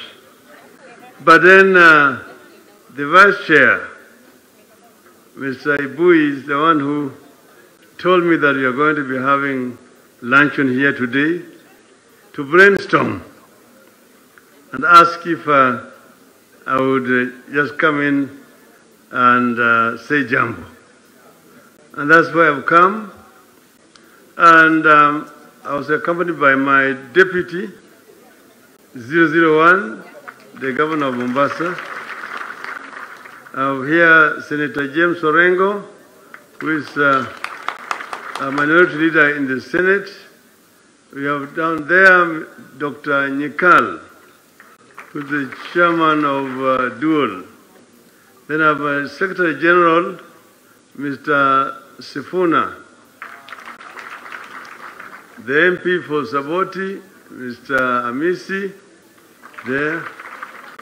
We have also the MP for Suna East, Honorable Junet Mohammed.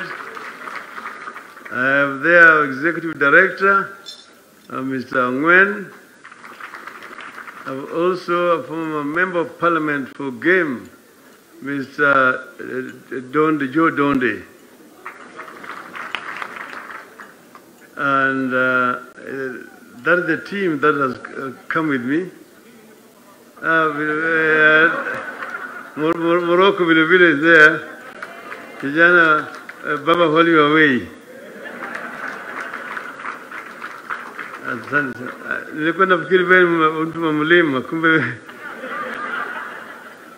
Yes, but we are very happy to join our colleagues from the mountain and to just listen as you guys are talking. We have had opportunity to run around the country. Since we discussed with my brother, we had a very long discussions, as I explained to you last time. And we decided that we can take this country back to where it started, when our people were all united. The British, in the pursuit of their policy of divide and rule, are the ones who planted this seed of ethnicity in our country.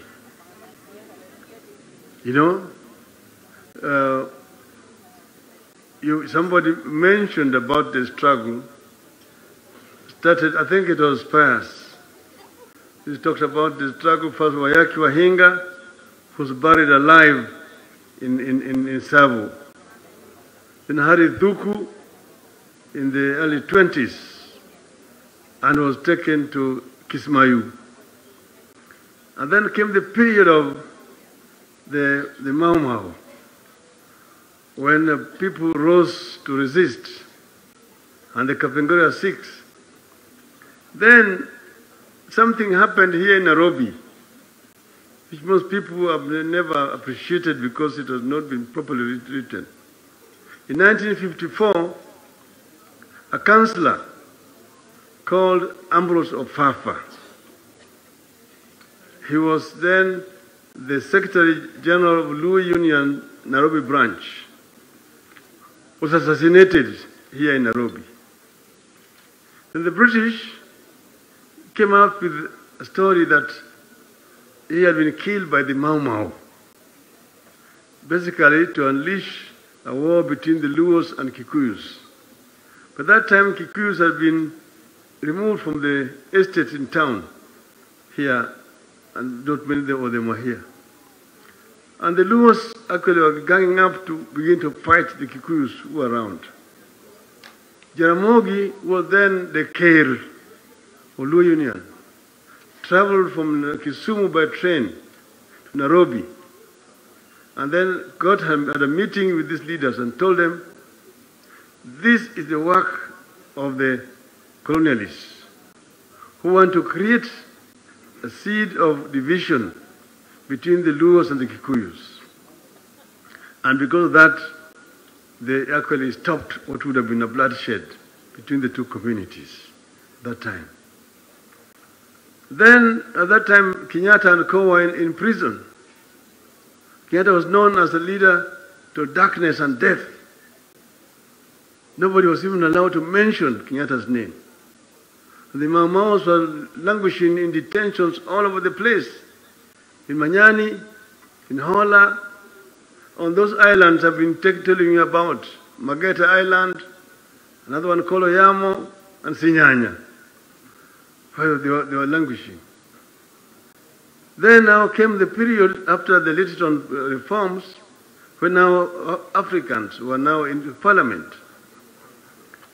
And then Kenyatta and Co, where they were being detained. If you go there, you can't even believe.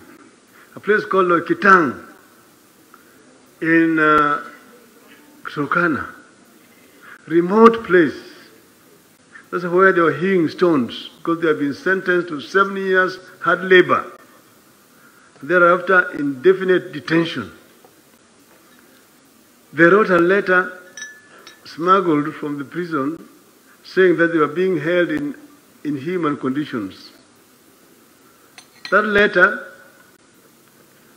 was sent to the colonial office. When the British government got that letter, it was leaked into the media. It came out in the Times of London, The Guardian.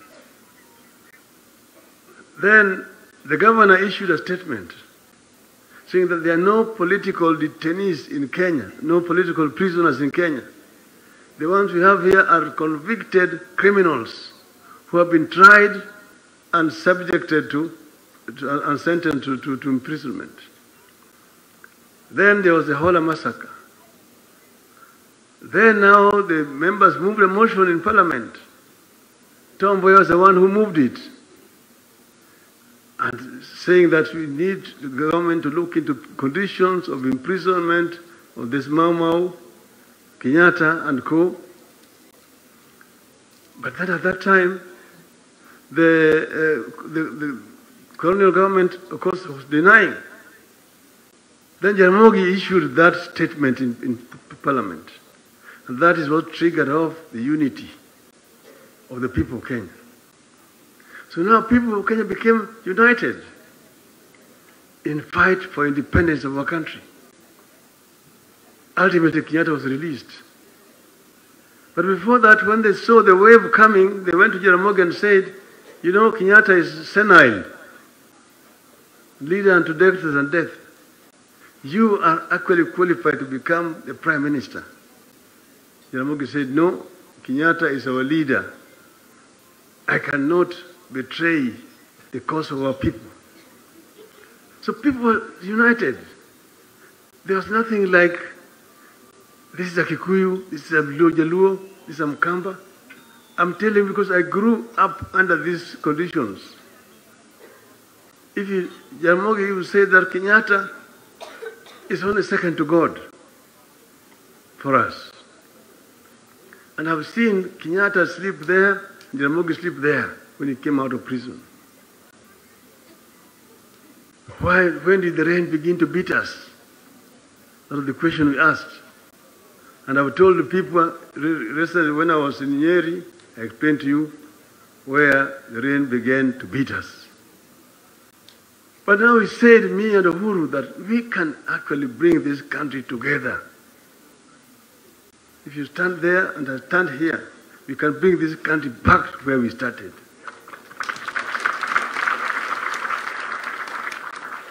Because without that unity, we cannot realize the dreams of the founding fathers of our nation. We cannot realize the Kenyan dream, which says, Lord, bless this land of ours. Justice be our shield and defender. May we dwell in unity, peace and liberty. Plenty be found in our borders. May we dwell in unity, peace and liberty. Unity means what? There's no discrimination on the basis of ethnicity, religion, gender, otherwise. But that has not been there. So he said, let us bring the people together. And that really is the meaning of Azimio la Umoja. That nobody, every person here is a Kenyan and is equal. Whether he's a Muslim, is a Christian, Catholic, Methodist, Anglican, Hindu, or a man, a woman, everybody is equal in our country. This is the kind of country that we want to build. And we want to share. Talking because we wanted to talk to our people again and realize what people are thinking. And you will be told what people said on Friday, what the people of Nyanza said, what the people of Western said, the Ma, what they said, what the coastal said, the people of Northeastern, the people of Turkana, the people of Rift Valley, the Calais in Eldoret, what the people said in Isiolo, in Meru, Embu, and Tharaka-Nithi, in Ukambani, in Pokot, and finally in the mountain. Last week we were in the mountain, Mount Kenya West. We spent the night there in Nyeri, and they were so much well received. I want to single out one of you here, the old man, Mashira Kiagu. He's somewhere there, Abdullah Mzee, Council of Elders. He came with Wazees and Mamas to Bondo at that time. And his words were like those words of a prophet. He said, tutakuwa pamoja. Baadaye wakatualika tuende mlimani. So last Friday tulikuwa mlimani. Wamama wa mlima, wamama wa ziwa huko walikutana. Wakabeba samaki kutoka ziwa huko kaleta huko mlimani. Na Mama Ida wakampatia jina Nyawira. Sasa mimi nalala hapa na Nyawira nalala hapa.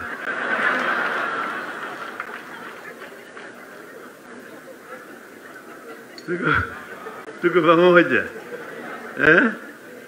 Sisi mimi vile vile ni mdhoniwa. Juni alikuwa hapa ametoka. Bibi yake inatoka huko Murang'a kwa Gachukia. Na Fidel alioa hapa Kiambu. Kwa hiyo mimi ni mdhoniwa. Nyinyi mnasema ati ngare hii taguo ni mundu na kudhoniwa, sio?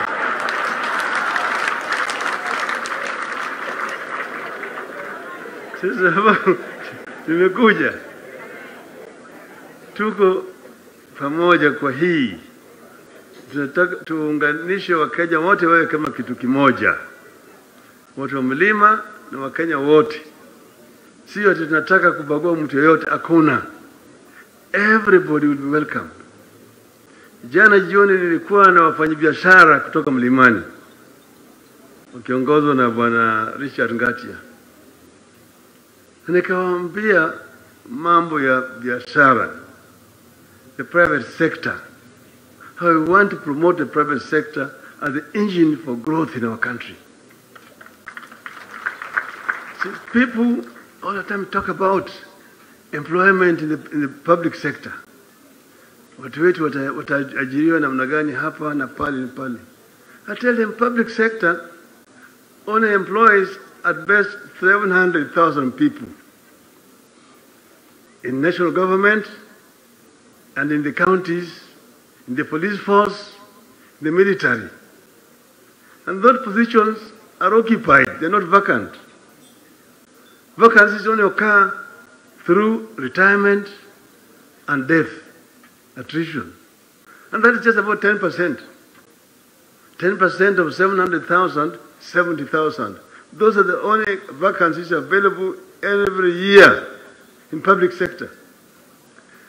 But from our school system, primary, secondary, tertiary, universities, we churn into the labor market every year 1 million people looking for jobs. 1 million people against vacancies of 70,000. It's peanuts. The solution is the private sector. It must be engine for growth. In developed economies, people don't go and knock at the government that you employ me here. It's much more prestigious to be working in America for General Motors, working for Boeing, Microsoft, than at a secretary in Ministry of Foreign Affairs or Ministry of Health. Me, I'm an executive in GM. That is what we want to do. We want to create those funds here. And we challenge our people. Create an enabling environment for our economy to grow and our people to become more enterprising. We have people who can be equivalent of Henry Ford here,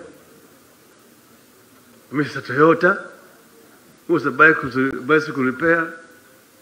We have people who can, Mr. Hilton here. It's only the opportunities and enabling environment which has been missing. And that they had started during the first regime, and an infant middle class, a bourgeois class was emerging, the national bourgeois, by 1978. But immediately, Mzee left, those who took over began to fight that emerging class instead of promoting it. Then they created what you call comprado. Comprado who are just commission agents, briefcase businessmen.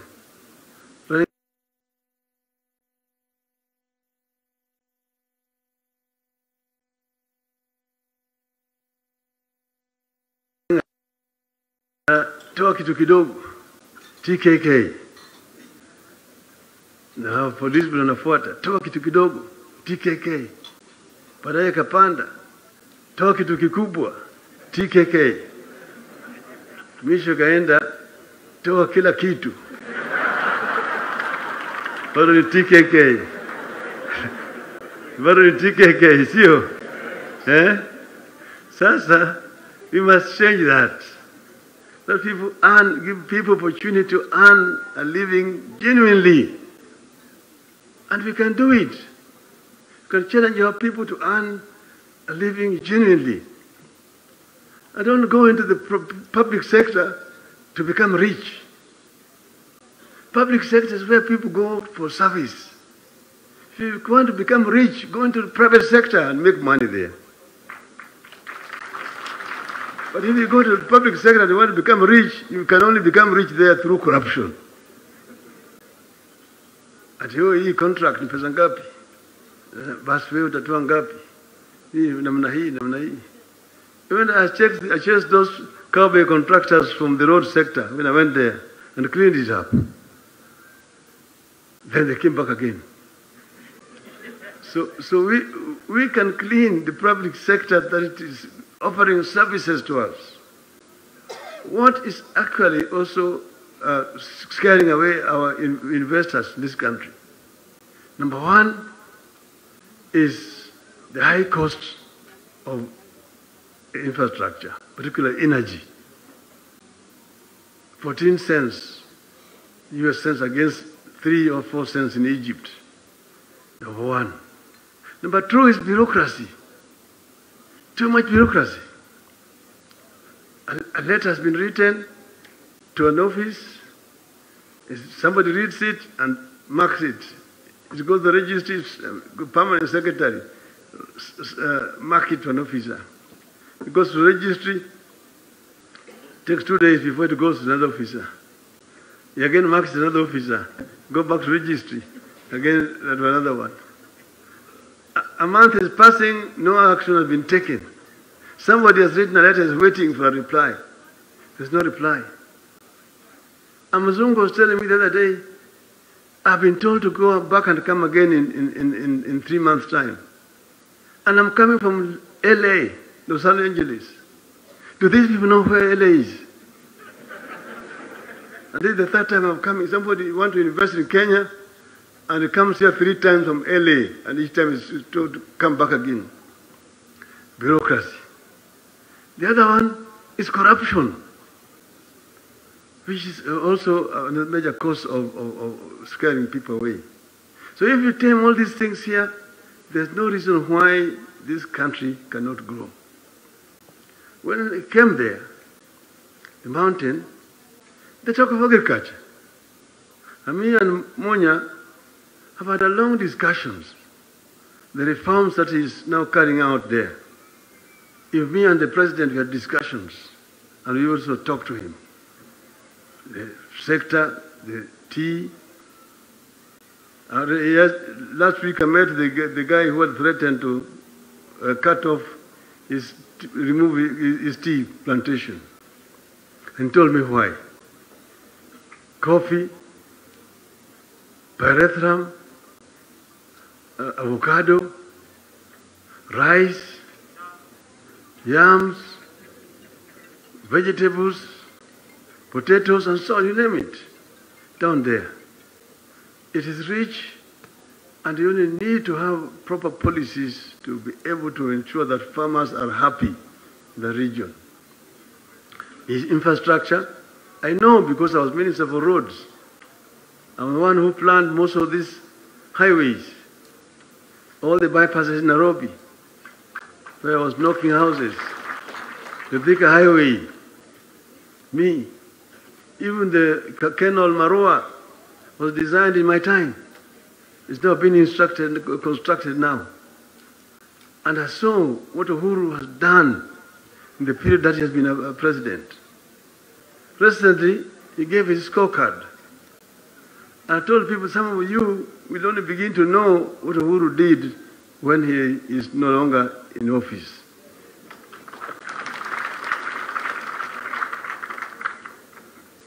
Because what? They say that a saint is not recognized at home.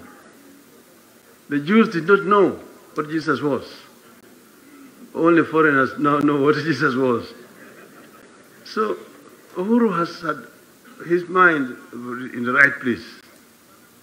He has been focused, but he has not been able to achieve what he wanted to achieve because of the environment under which he has been working. That itself has undermined his ability to deliver. He would have done much better if he had a supportive environment. But now we must pick from here and move forward to ensure that there is continuity and do better than has been done. So I just want to conclude by thanking you for what you guys are doing here, tell you that we are together with you, but I'm not going to respond to the requests until Friday. On Friday, mimi nitatoa jawabu. Asante sana. Mungu awabariki. Thank you, Your Excellency. Now we do quick photo shots, and I want to start with the Mount Kenya Foundation Board of Directors. Please, come quickly. You line up there.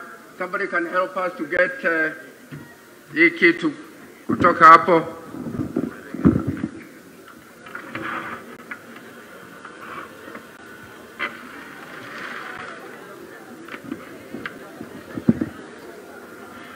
With our chairman of GCA,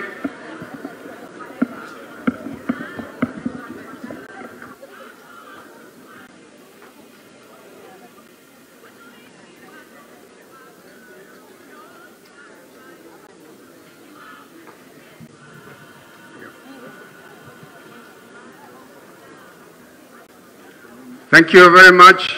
I think a short time.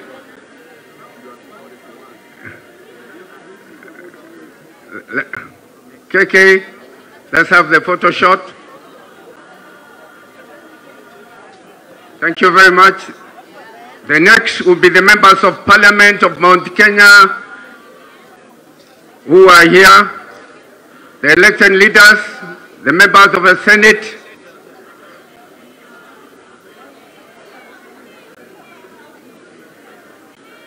members of National Assembly, karibuni.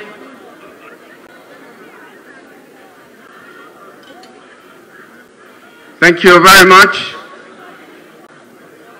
Balance yourselves. Thank you. The next will go to the executive. We want the executive here, please. Come over. The executive.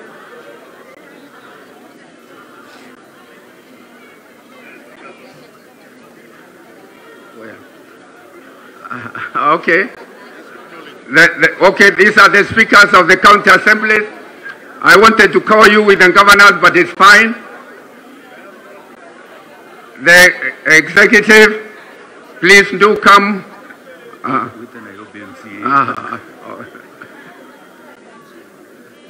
The executive, please.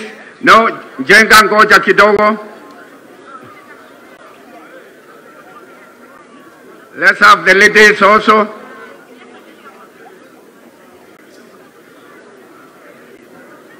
Barakoa. You come in, come around here. I'm not in the picture. The executive.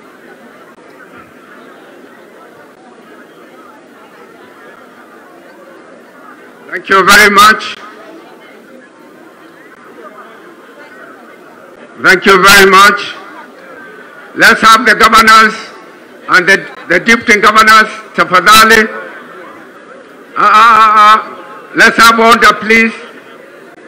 The CASs are part and parcel. No, you know, if you don't listen, okay. All right, the youth. Okay, very good. Asanteni sana, asanteni. Asanteni, the governors, deputy governors, the speakers of the county assemblies, tafadhali. Ngoja kidogo, mtakuwa next.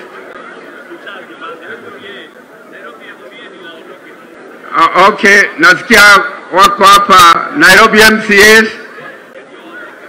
Sawa. Okay. Thank you. Thank you. Asanteni sana.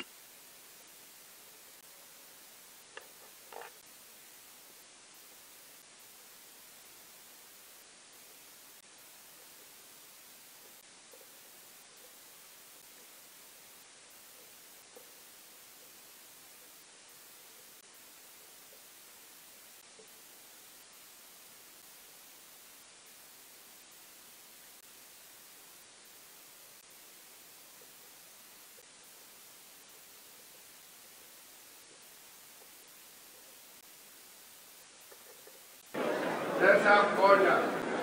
Governor, thank you so much.